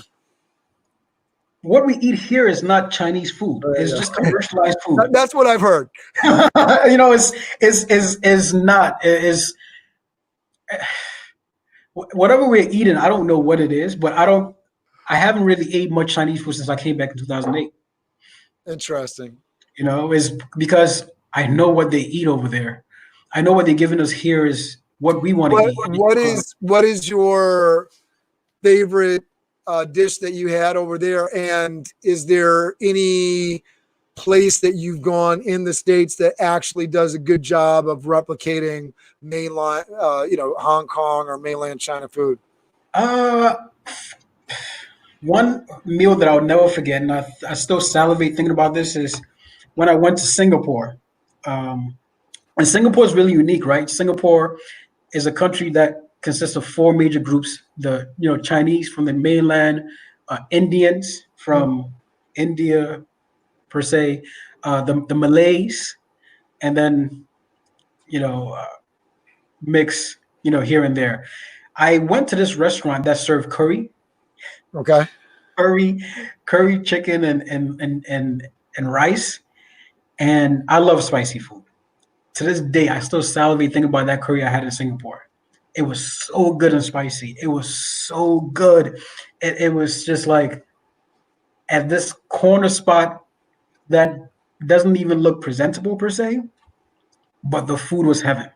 So if I ever go to when I get a chance to go back to Singapore, I'm going right back to that spot. I want to find that spot and order food. I like how you switch from if I ever to when I go back. Yeah. So I mean, the food in Hong Kong, I don't quite remember, but it wasn't bad. It was great. It was great food. It was just the typical, rice with. I don't remember any traditional food off the top of my head, but It was no different from what we eat here in terms of like the meat ingredients, rice and more rice and meat, and just made it your way. Just probably a little bit fresher and a lot less gluten. Yeah, in their own way. But they what I loved about their culture there is that their way of eating, their way of dining is more so in a family style. Right. So most restaurants you go to would give you, entrees for family. So you're never ordering for yourself. So, immediately it taught me, about group economics and just like how they valued family, how they value interaction with friends. As opposed to in the US, you go to a restaurant, you order for yourself. I wonder if that's changing now, because you hear about things like Singles Day in China being so huge, like crazy amount of money being spent. I wonder what that dynamic is now. I can see that because, another thing that I learned being over there is that the best export that the U.S. has is our export of culture. That's the best thing that the U.S. has over every other country. Because I remember my perception of the U.S. before I came from Ghana to here, right? I found that the Chinese had those same perceptions that I had when I was in Ghana. The way, and that's why media is so important, right? That's why all these Chinese folks were so intrigued at seeing me walking there, because they had seen or they have heard of the black man, right? But they had not laid eyes on the black man or have interacted with a black man. And so they were quite interested in finding out who I was, how I interacted, and they came to find out that I was no different from them. Right. But those were images that come from the US. So even like in China, one of the things that I found very interesting is that at some points I would see people with umbrellas, right? They would have umbrellas when it's very sunny. And at first I thought it was their culture. I thought it was cultural for them. But at some time, I came to learn that it was because they didn't want to get darker. I came to learn that they didn't want to get darker because in their society, the lighter skin you are, the more pointy your nose. Racism is definitely not a uniquely American thing, for sure. Yeah, but in the context of China, the racism in China is different. And I don't even know if I should call it racism in China. It's different from. Yeah, well, it's because you see it in Latin culture too, and again. Maybe it is an export of Western society. I don't know how deep it goes back. I don't know the historical roots of it, but lighter is brighter, bettering the race, all the pieces that go to it. I think in China in particular, you have that indigenous peoples are darker, they're more, if you're whiter, you're more affluent, sort of dynamic going on. So they don't want to be dark because then they might be construed as whatever their version of Indian or indigenous is. I think that's a big aspect of it. But you see that in Latin American culture as well. Yeah. And like you hit it right on the nail. And as a young person, that really took me back a little bit because it made me understand that the world in itself, we are so interconnected. Yeah. We are so interconnected in so many different ways. And, the image that we project from here to there, the media in itself is just a very critical piece. And so that's why, the rise of social media, like I'm all for it because we can all tell our narratives. We can all push a certain narrative. We can all be a global village. And be part of the discourse because for so long the conversation was coming from bigger media outlets with agendas to push certain narratives. Oh, no, it's nice. We're getting to see more of ourselves out there in good ways and bad ways, right? Yeah. I want to push this along here. So you're getting towards the end of your study abroad program. It's time to get on that long flight back. Right. Were you looking forward to returning to Hobart? Yes, because now you have to remember. Now this is my fall junior year, and returning, I'll be coming to my spring junior year, and before you know it, I'll be a senior. Yes. So there was a lot of anxiety because I was thinking, and I think the culture at Hobart at the time was whatever internship you likely have at your summer junior year will likely be the job offer that you have Okay. after you graduate, right? And so I even while I was in China was thinking about internships for the summer, for the summer junior year, going into my senior year. And at that time too, we were going through that thing called the global financial crisis, right? And so job prospects and internship prospects were hard to come by. Students, not just me, was scrambling. And then on top of that too, I didn't quite sure know what I wanted to get into after school. And so I was eager to come back, but I also knew that I needed to come back with a plan and work towards that plan. That's awesome. So you get back to Hobart. Now you're in junior year. You're worrying about internships. So walk us through junior year and into senior year as you're thinking about real world approaching, and talk to us about how the opportunities start lining up, or how you start building opportunity for yourself. Yeah. So Hobart William Smith has this program called the Pathway program. And it's a program where from your freshman year to your senior year, they basically walk you through a process of identifying what you want to do post-grad and how to get into that industry. So I was enrolled in that program and going through the necessary, counseling or meetings and networking with alumni. And so for me, coming back from China, I was able to secure a couple meetings with alums who had connections to a company called Initiative Media.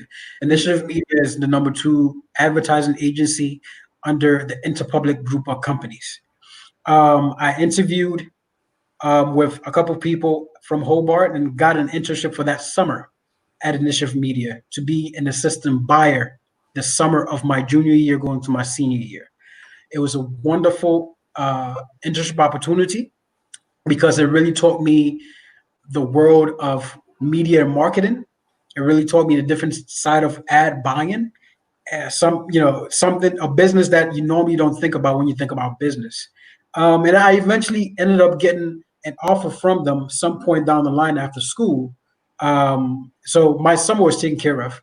Going into my senior year, I had run as class president, and I was very fortunate to be Hobart class president. I'm not sure if I was the first Black student to be, but it was certainly a position to envy, and a position with a lot of responsibilities. And so I think my major focus going into my senior year was making sure that I was, doing well academically, making sure that I was working towards the different internships or job prospect opportunities with the Pathway program, and also being a good student representative as a senior class president. And that my senior year was quite lined up for me with activities and things to do. That's crazy. So what were some of the responsibilities that you had as president of the class? The biggest responsibility was that you were managing the class budget, right? The class budget. I don't. It's been 10 years. I don't quite remember, but it was at least $100,000 or more, for student activity, right? That's for crazy. your senior year activity, for whether it's a potluck or a pig roast, or us going on a wine tours around the Finger Lakes area, or for us having different activities to support senior year. Because quite frankly, your spring senior year, unless you have some like major classes to take, that is a semester of having a lot of fun, right? So that spring senior year, that budget was for that spring, right?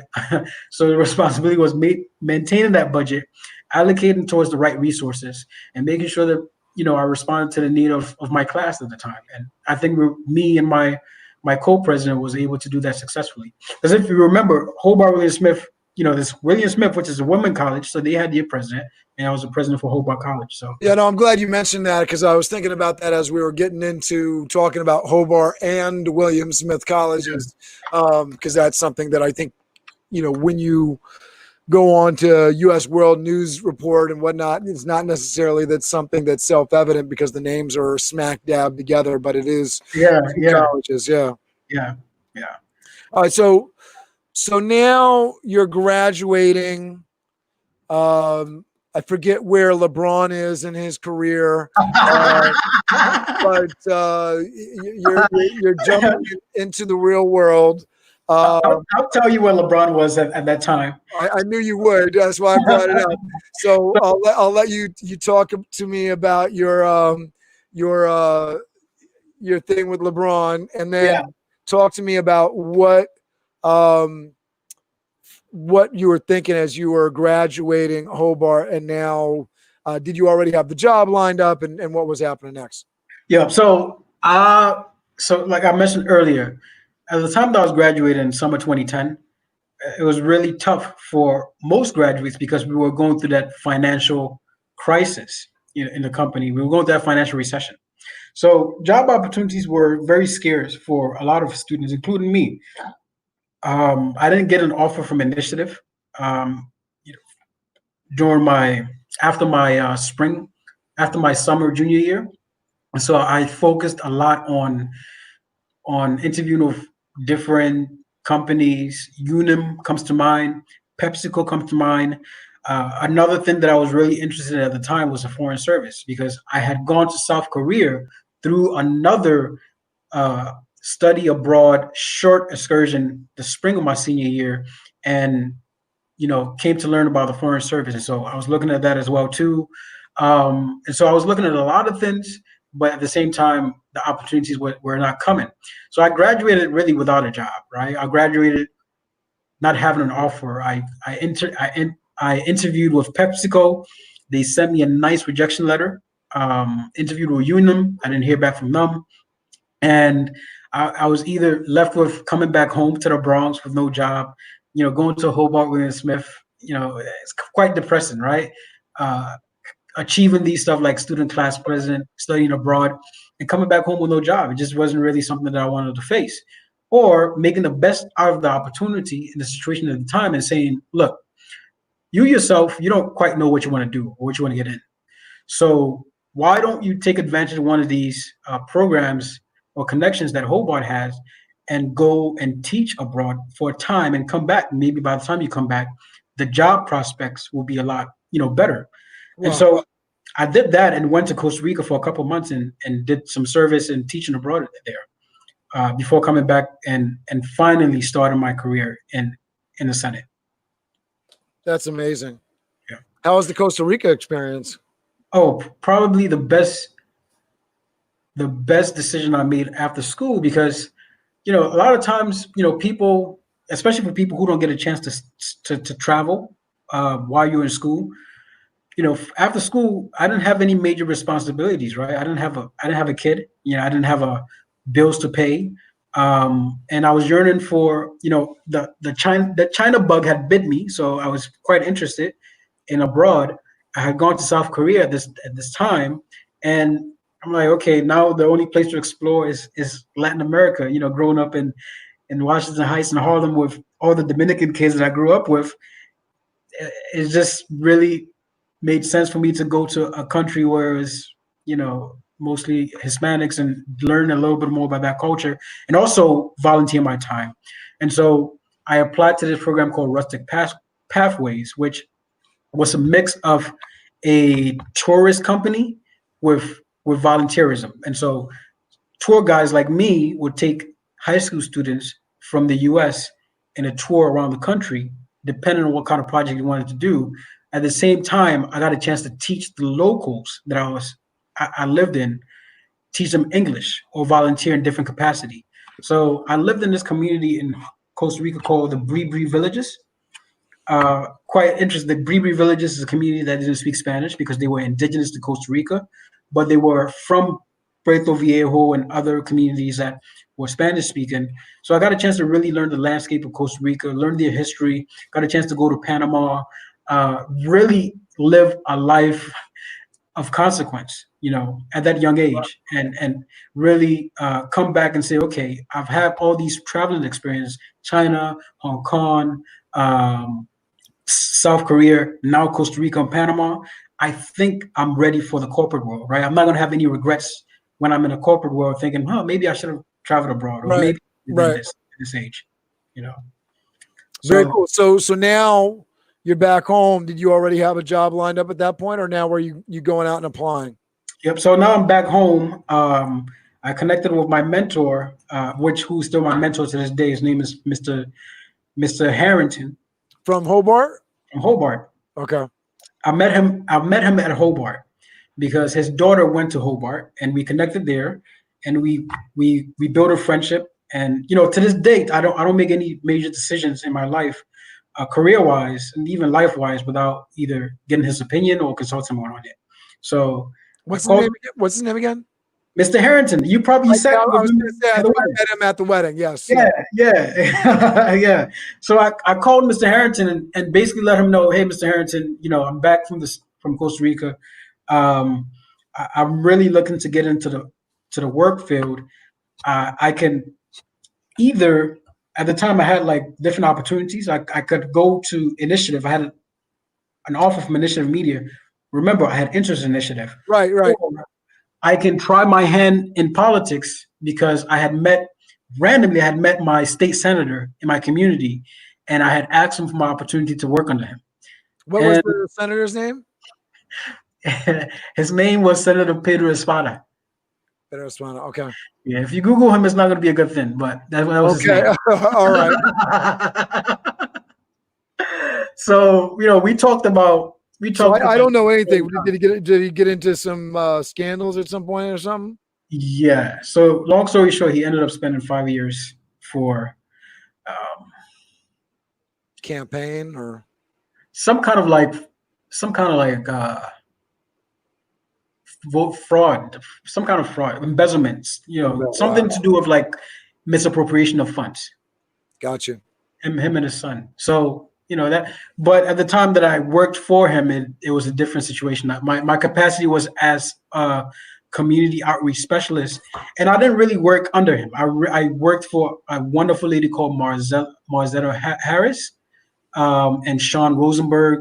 Well, I think many people could probably share in the experience of working with a company, organization, politician, somewhere where you were happy to have the job, and then later found out that somebody was doing something they shouldn't do. It's part of life and part of reality. Which something different. Which is why, if you're at a good school, at some point they're teaching ethics and those sort of things, because you try to steer clear of those situations whenever possible. But sometimes you just don't know. You don't know what you don't know. You don't know.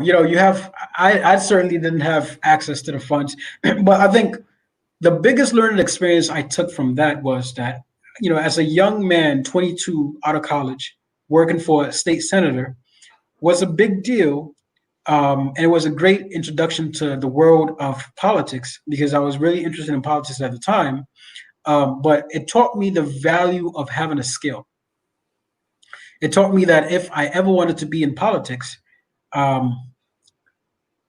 being in politics at such a young age was not the best route, right? Because for me at the time, it taught me that I'll become dependent, some way, shape, or form, dependent on that. That would be my only skill, right? That would be the only thing I'm bringing to the table. If I'm not elected to a position, or if I'm not working for a politician, I'm finding a way to stay alive in that. That sounds like elder advice right there, Innis. Yeah. Elder advice. Yeah.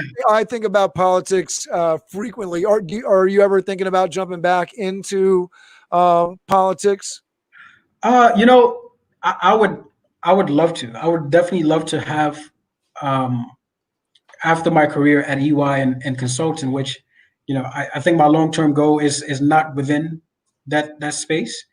I would love to be involved in some capacity, but for me, I would love to be in that capacity not as a senator, but more so provide in the capacity to provide meaningful change, and my passion, for service is something that I would like to explore. I just really haven't found the avenue to really dive into that. I know we share that same value of wanting to create change and positive change, and understanding that things aren't all as they should be, and wanting to create difference there. So I know I think about politics, and I also think about that thing of it at least for me, to jump into politics in a way where you're dependent upon the salary that comes from politics isn't necessarily. It's just not. It's not healthy. I would want to be. I love your track. I love the fact that you're a businessman, and I want to be at that level at some point. I love the fact that you are independent. I love how you think my level is somehow higher than yours. I appreciate that. No, I mean that flexibility you have, like your failure and success depends on you, right? And you are working for yourself. You have other people working for you, and I think that all young people should strive to be business people. They should strive to be entrepreneurs, not self-employed, but entrepreneurs. And so I think that's the path that I'm working towards. I want to get to a certain level where I can make that leap of faith, that jump, but I'm not there yet. And I know I'm not, but I just don't. I don't want to have that mindset be predominant in my mind. Never ever make that jump either. Well, I think one of the things that people sort of build up in their minds with entrepreneurship is that you somehow have to make some great leap or have it all figured out. And one of the things that's really important, and I'm trying to instill in my kids, and this is something that I'm hoping with your 9-month-old as they come into the world and they see you and your wife, that you're of your own understanding, and for your child, teaching that entrepreneurial skill set from a young age, because I think your understanding now is a lot different than what your parents might have been, but that understanding that you don't have to be 18, you don't have to be 22 in order for you to be a business person. Right. You can start at 6, you can start at 10, and getting that financial education, which you're in that financial world, and understanding that you can start saving very early. And then suddenly, when you are saving money, when you start babysitting, I have this going on with my daughter. She's saving 50% of her paycheck, and she is going to be an investor. Wow. Right? She's going to be an investor far before I ever even thought about anything close to that. Right. Anything beyond, I might have thought, I want to be P. Diddy. I want to be, this or that. She's going to have that ability to actually play with her own finance and make investments and do things in a way that I never had the opportunity to, never thought about it. And when we give that to our children, that idea of just saving money, period. Forget about investing, forget about anything aside from that. If I had saved 50% of my paycheck from when I was 16 on, how wealthy would I be right now? Man, that you've said something real deep, because I'll give you this example. A couple years ago, because of my knowledge of stocks, the little knowledge that I have of stocks, I wanted to instill the same principles in my younger brothers, right? So I called the youngest and I'm like, hey, let me create a Vanguard account for you so you can trade. Let me create a brokerage account for you so you can invest. At the time, he had $1,000 in savings. And, I did the math on Amazon, and I told him, hey, listen, if you keep this money in your bank account at Chase, you're not going to get anything at the end of the year. But if you buy a stock, of Amazon. And at the time, Amazon was around $950 for a share, and he had only 1,000. So he trusted me with his money, and I bought one share of Amazon stock for him. And he doesn't know much about stocks. He doesn't really know exactly how it works. So time goes by, maybe a couple months later. And you're saying that to me, and I'm thinking about this, and obviously hindsight is 2020. But for me, I'm like, if I have $1,000, and to go and put it all on one stock. So let me say this: one, you're a visionary. Two, I don't know that I would have done that. As much you know, I know you. I was like, wait, no, you want to put one stock, but the end all story of that, I want you to take that story, because I wouldn't advise somebody to take all of their money and put it in one stock. I mean, common thing in the industry is diversification. You did the equivalent of like, we're gonna put all of your money on Amazon. Because I'm looking at him like, okay, it's $1,000. You're not doing anything with your life besides going to school. Amazon, for just the simple analysis that I know with doing stocks, like I'm no stock guru. I just know how to do the simple stuff, right? Yeah. It looks like it's going to appreciate in a certain amount of time. And I bought it for him. And so from 950, it went up from 950 to 1,000. And with a couple of weeks, it came back down to 950, and then it went out to 900. And being young, both him and I being young in stock trading and this and nature, he panicked. He called me one day and said, "Oh, I just saw my money went down. It's now around 900, like around 850 at the time. And this is this kid's entire money, $1,000. And I took it, invested 950 on one share, and now the stock is at 850 or something like that." And so I panicked with him, even though I was investing myself. You know, I waited we waited for the stock to come back up to 950. It came back up to 950. I took it out for him. And I gave him back his 950. And I think he closed the account with Vanguard at some point, or he probably still has it. Who knows? Did you keep your money invested in Amazon? My money is still not. My money's invested in Facebook. That's a different story. But as we speak right now, Amazon stock is at 2,000. The last time I checked, it was around 2,500. I didn't even know it went up to 2,800. So it's an interesting story. So I started investing into 2017 and using the Robinhood app, which I really recommend to anybody that's getting started investing. Yes. Yes, sir. No fees, or at least no fees on. Yes, indeed, he's got it on there. So, you know, we get into pandemic, stocks are falling, but I've been listening to Warren Buffett and the like. Did not touch my accounts. Matter of fact, even with the little money I had, I made a couple of purchases when things were down. It has since gone past. So yeah, that thing. But I gotta say, I did not have all of my money in one stock. Hey, he would have definitely had. He would have done well. He would have done very, very well. 2,800 minus 2,800. 2,800, right? Almost 300% increase on his. Yeah, definitely at least 1,800. So when COVID started, I lost most of my money because I invest also in Stash. You ever heard of Stash? No. So Stash is mainly for mutual funds. Okay. So I had at least $2,000 gain in my portfolio in Stash. COVID hit.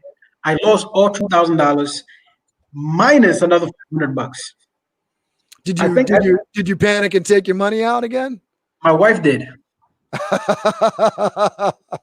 She took, because I had her create an account, right? I had her create an account for herself. Like, hey, listen, have your own account. I'm like, how did that work out?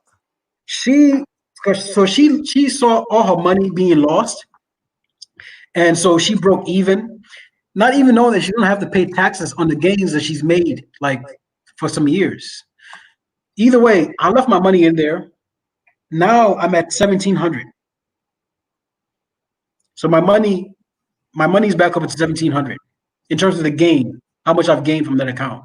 So COVID didn't really scare me from like dumping my stocks or my. And this is the thing for investing, which I'm hoping you're on the same page with, because you're a financial guy. So I hope this makes sense. But if you're going to invest, you want to invest long term. You want to put it in and you want to forget about it. You want to invest in a solid company. You want to do a little bit of research, do a little bit of homework, make sure it's a solid investment, make sure it's not a fly-by-night company. One of the things that I did that I sort of regret doing now, and it's sort of a riskier investment. So there's a company called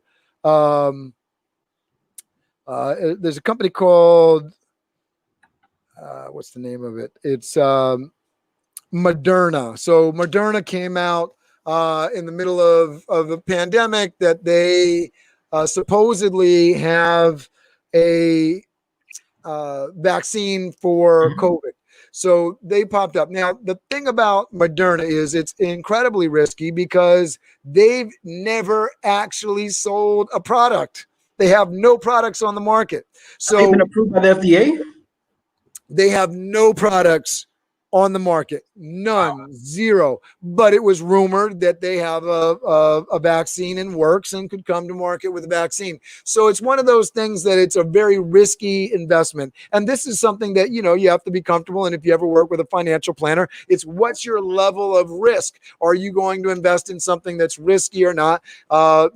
Heavy risk can be heavy reward sometimes, but there are things that are more sure, like blue chip stocks like Amazon and the sort that seem very much like they're going to increase some money. But if you want to come into the market, if you want to buy a stock of Amazon right now, you got to pony up $2,800 just to get an Amazon. My philosophy when it comes to investing is that I never invest money that I can't lose. Exactly. There you go. And that's your risk level. So if you're comfortable losing the money, if you're comfortable putting your money down on the casino table, then you can do it. Now, there's certain things that you'll hear in the market, or certain things that you'll hear about the market, that the stock market, over the life of the stock market is always going up. It will go down, but it always goes up.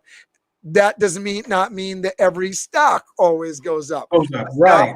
A stock can fall to zero. So you have to be careful, because if you invest your money in a certain stock, which was the fear when your brother pulled his money out of Amazon, because there is that risk that something bad happens to the company, some bad actor, some bad apple, some crazy thing, and that stock can potentially fall to zero, losing all of your $2,800 investment in Amazon. Now, most companies, especially once they're at a certain level, aren't going to do that. So I don't want to spend too much time on this. I do want to take advantage of your financial knowledge if there's anything you want to share, but then I want to get into a little bit of your Deloitte experience and what you're doing at Ernst Young, and get into how people can get in touch with you, and how you want to connect with people, because we are at the 2-hour point, probably a record for the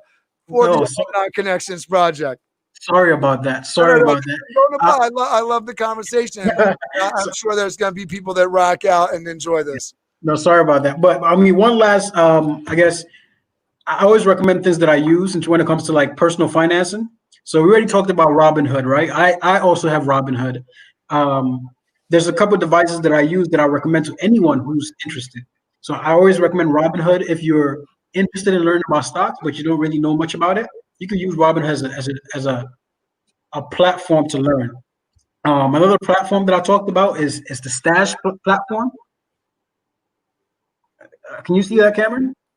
A little bit. I'll look up the website and drop it into the comments. Yeah. So Stash is another app, but Stash mainly invest in like mutual funds and blue chip companies. It's a lot safer. You're not investing in one stock, right?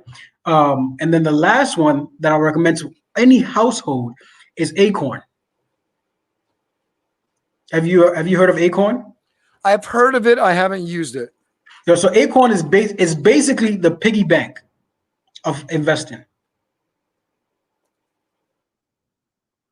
is literally the piggy bank of investing. So let's say you go shopping and you buy a fruit and it costs $1.75. They will round it up to $2 and take 25 cents to your Acorn account. Got it. Yeah, so it's a small way of investing, but before you know it, the 25 cents here and there, by the end of the year, you probably have $200, $300 in your in your Acorn account. In 2 to 3 years, 5 years, you probably have $5,000 of spare change. Who knows? In 10 years, you probably have $25,000. That $25,000 can be a down payment on a house, or it can be you can buy maybe more stocks of it, or you can invest in a business you want with it. So those are like the small, tiny ways that people can utilize to make money here and there without even knowing it. So I just wanted to recommend that to you. That savings piece is so big for anyone that's young, for anyone that's old. If you're not saving, save. That is the only true way to accumulate wealth. Yeah. So I'm doing that. But I mean, aside from, my knowledge of stocks and investing is beginner level, or it's not even at a expertise level, because that's not what I do at EY, or that's not what I was. So talk to us real quick about what you do at EY, and maybe shed a little bit of light on your experience at Deloitte. But I want you to speak on that, and then as you're wrapping that up, I want you to tell people how they should get in touch with you, how they should connect with you, and how you would love to help people, and how somebody could potentially help you. Okay, so when I started my career in consulting at Deloitte, I got into what we called at the time, financial services. Working primarily for Fortune 500 companies, doing different types of projects for these companies, all around either their business process or around their operations, around understanding their books, around understanding the risk that they had to take in order to make sure that they were making funds, right? So I'll give you a couple of examples, and project to project can be different. At one point at Deloitte, I literally traveled to at least 25 different states within a span of 3 months. Why? Because USPS Finance, which is the wing of our United States Postal Service, had contracted Deloitte to come into the organization or to the company, which is quasi-governmental company, to reshape the entire department to help them find ways to recognize revenue. Right? So what does that mean? It would mean that me, along with other Deloitte professionals and other consulting professionals, will take a bottom-up approach, assess the entire book of business that USPS has, look at the risk appetite that the company have, analyze it, and then provide advice or solutions to either mitigating those risks or either taking advantage of opportunities that are there for them. Right? So my career at Deloitte, I spent in different areas. My career at Deloitte, we spent in different areas. So for one, when I started, I was part of a project that helped with the largest bankruptcy in U.S. history. You want to take a guess what that is, Cameron? Was that Enron? That was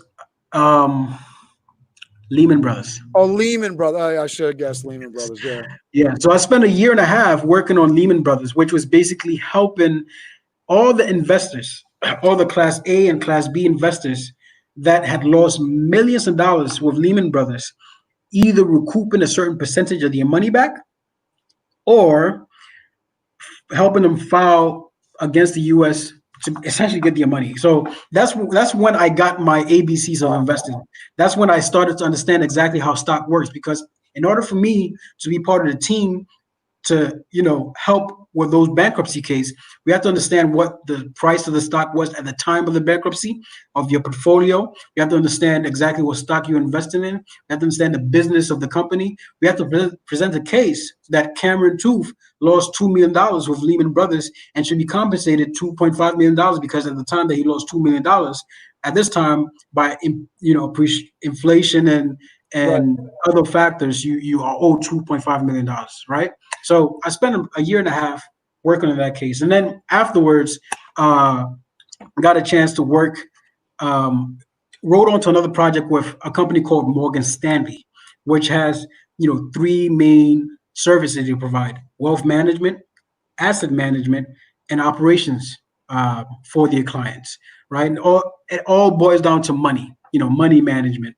So, with that too, I wasn't necessarily on the front line of the business. I was more so in the back line of the business.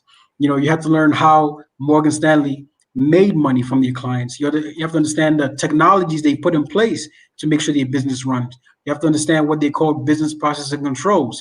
If Cameron does X, the company is supposed to generate X in income, right? Well, they called us there because, one, the government requires them because of what was this company's name? Because of the company that went bankrupt in 2001. Enron's. Yeah, because of Enron's, the company had put different laws in place, and the law they put in place at the time was called Sarbanes-Oxley, SOX. Yeah. So, a lot of these financial companies had to be SOX compliance, right? So Morgan Stanley brought my company there to help them with their SOX assessment, because external auditors will come and look at their books. And so we came there to help them be SOX ready. Also, we helped them with their business process to make sure that it was, put in place. So those, the Lehman Brothers bankruptcy filing, Morgan Stanley, which was more so SOX readiness. From Morgan Stanley, I worked for that 2 years span for USPS, traveling around the country, looking at the operation of the United States Postal Service, seeing how they could recognize revenue in different areas, seeing how they can recoup those revenues, seeing how they can implement better hiring policies and hiring, different people for different positions, doing all these different types of financial and assessments to provide to the management so they can implement it. So in a nutshell, consulting for me, or in my career, has really been just working with the stakeholders, companies, investors, and other companies in place to ensure that the companies were either realizing funds, were either staying compliant with the federal regulation, or either looking for areas to improve. So those are just a few examples of companies that I've worked for being a consultant. That's amazing. So talk to us about Ernst Young, and then follow that up with how people can get in touch with you and how you can help folks, and how folks could help you. Yeah. So the magic, or like the interest, why consulting is interesting, or what's interesting for me, is that it gives you an opportunity to learn in different industries, right? So primarily at Deloitte, I was within the financial services industry. So within that financial service industry, I got to work for different companies, Morgan Stanley, as I mentioned, wealth management, private equity, Lehman Brothers, which is bankruptcy, company like USPS, which is more so a commercial company, but at the same time, it has a financial aspect to it. And then later on for like airline companies like HEICO, which made products, and you have to understand the products. So after 4 to 5 years of working within the financial services space, I had an appreciation for it, but I also wanted to have a change. So that's what drew me outside of Deloitte, because I started looking into the corporate real estate aspect of things and became more attracted to corporate real estate and wanted to seek opportunities outside of the Big Four. So I started looking for different jobs and different companies to work for. I didn't want to get back to the Big Four, but I got an opportunity to interview for a smaller group within Ernst Young, which primarily focused on providing services for companies that invested in real estate and invested in real estate investment trusts, which are called REITs. And I've been there for 2 years, mainly managing 2 big accounts. One for a client called, Paramount Group, which has about 20 properties around the United States, 1633 being one of them, where we serve as the internal auditors for them. And we also serve as the advisors to management, looking at the operations, looking at the HR operation, looking at the leasing operations, looking at their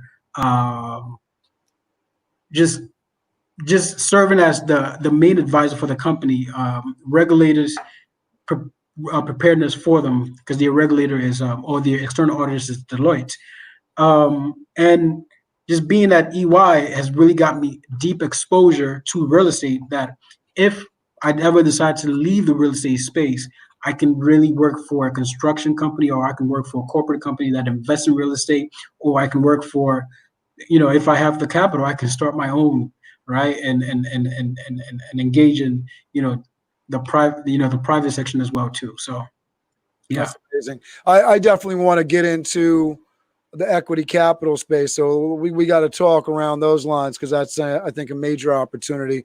How can folks get in touch with you, Innis? What do you feel like you can help fellow alumni with? Yeah. So in the past, I used to have a really good success at helping people navigate the process of interviewing with these companies. I certainly don't have the plug. I used to have the plug for Deloitte, but I'm no longer at Deloitte, and the plug at Deloitte that I had is no longer there either. But I've been through the rigors of the interview process. For anyone uninitiated, a plug is somebody that's basically an in, right? Plug is someone who can get you in there. It's extremely difficult to, for whatever reason, I don't really know. I don't think I got in there because I'm extra, it's just by grace. I got in there because experience and the right connections. But it's really difficult to get into the Deloittes and the EYs of the world, because they look for certain people with different backgrounds. And they look for. I saw this the other day too, Innis. You got to update your LinkedIn, because you still got Deloitte in here, so we got to get that updated. But this is Innis on LinkedIn. You can find Innis Baah, so you can just search on LinkedIn and contact him. What is another way that somebody could get in touch with you, Innis? Facebook me. I'm on Facebook. Just send me a messenger and I'll respond to it. I'm very approachable. I'm very easy to go. If you ever have any interview, whether it is with Deloitte or EY or any other company, I'll be more than happy to take 15 to 20 minutes out of my time to talk you through a behavioral interview example. As a matter of fact, we held those at Deloitte for a number of years, where we took high school kids and took them through examples, have professionals give them like mock interviews for a number of years. This is before I connected Mr. Thompson to Deloitte. And now, Deloitte Mr. Thompson has a good relationship with Deloitte. So I'm hoping that my time at EY, I'll be able to connect with someone within the corporate social responsibility wing. But I haven't been able to crack that yet. Yeah, and I think, it's one of those things that, we always talk about this as well, just understanding the culture better. I remember going in for a job interview at a event company, and I knew somebody there, and I just didn't know the right questions to ask. But, I should have asked more questions or paid more attention to the culture. I was in the interview, and I'm, as you can see, I don't have the jacket on right now, but, in that day, I had not only the jacket, but I had the vest. So I had the 3-piece suit on, and the president of the company comes by the interview where I'm getting interviewed by, I don't even remember the name of the lady, but I remember this moment. The president comes by the office, says, peeks in. So he just kind of sees it. He's overdressed and bounces. What? So, it's really key, for somebody that is trying to get into Deloitte, trying to get into Ernst Young, understanding the culture, understanding the way you need to be when you get that interview, what should be on your resume, what should be in your spiel about what you're talking about. So it's really valuable to talk to somebody like Innis, who's been there, been in the culture, understands the folks and the players that are in the game. Even if you don't necessarily have a plug, you got a whole lot of insight there. What are you looking for? How can alumni help you? What's something that you're looking for? That's deep, Cameron. I haven't really thought about that per se. For me, just like with you, I always love connecting with people, because I just never know who you're going to come in contact with. You just never know how someone else can benefit from the relationships that you have. So let me ask the question again. So should somebody who is an alumni of A. Philip Randolph campus, maybe an alumni of Hobart that maybe hasn't been previously connected to you before, somebody that's gone through the SBI program that is seeing this now, should they reach out to you? Definitely. You heard it here. Innis gave you permission. Get in contact with them. Definitely. I'm gonna let you get the last word in here, Innis. What does the future hold? And after you say that, I'd like you to say goodbye to everybody, and I'll play the theme song and play us out of here. Oh man, I mean, first and foremost, Cameron, thank you so much for taking the time out of your busy schedule to host me on your show. Man, it's all my pleasure, man. It's been seamless. I didn't even think that I didn't even know we went over 2 hours until I looked at the time. But I guess my last words is that relationships are always key, right? No matter the industry you're in, no matter what you want to do, relationships are always key. Point in case, Cameron and I have had a good relationship since I was in high school. And over time, I think my relationship with you has graduated to different levels, right? So in the beginning, it was more so, Cameron, I need your help with X, Y, and Z for school, right? Over time in school, it was more so, Cameron, I am at Hobart, and so you should look into sending more people, to have interest in the school, right? And that resulted in a number of people coming from Randolph to Hobart. So that was the benefit of that relationship. Over time, it was more so, we need you, Innis, we need you to come and talk to these students at SBI so they can have a perspective about the kind of school that you went to. That's the relationship that we had. And now my relationship with you is more so as you being a senior entrepreneur and a senior father. I'm pretty sure that senior one more time. Experience. I'm not that much older than you. Experience. I can always reach out to you for business advice. I can reach out to you for parental advice if it comes to it, right? Listen. We got a lot to talk about on that. I could probably help you a lot more on that than on the entrepreneurial. So much more. But the key there is relationship, right? And one thing that I learned in college is that, and even throughout college, is that we are always taught to network with other people, right? What I always say is network with a purpose. So if I ever go into a crowd of 100 people, I'm never looking to get to know 100 people. I'm always looking to make a meaningful relationship or meaningful contact with at least one, at most 2 or 3 people. Because then I know that will be genuine. I know that I'll be able to follow up with people. I know that I'll be able to have, converse with you every now and then. And so relationships, no matter the industry you're in, no matter what you want to do, are always key. Foster them just like how you would foster any other relationship in your personal life. And so that's what I'll leave you with, Cameron. It's amazing. Sage words, man. This has been Alumni Connections. I'm going to play the theme song, get into it. We're going to rock out Randolph. Here we go. Are we singing it? Are we singing it? Do you know all the words? I don't know what. I know the chat. Hang out for a second, Innis. This is the Alumni Connections Project. We all know Randolph is better than the rest. Even when you progress, you still gotta rep. 8 Philip Randolph Campus High School. But this is not a test. You should say it with your chest. Be proud of your origin. And if you are proud, support it then. Stronger together through unity. Better together. Let's build the community. Randolph isn't a school or a building. It's a legacy. It's not in your past. It's your identity. So show some pride. Alumni Connections is sponsored and brought to you by SBI, CCPI, soundbusiness.org, soundbusiness.org. The journey doesn't end with graduation and prom. The journey doesn't end with graduation and prom. The journey doesn't end with the journey doesn't end. This is the Alumni Connections Project. This is the Alumni Connections Project. 8 Philip Randolph, 8 Philip Randolph, Randolph.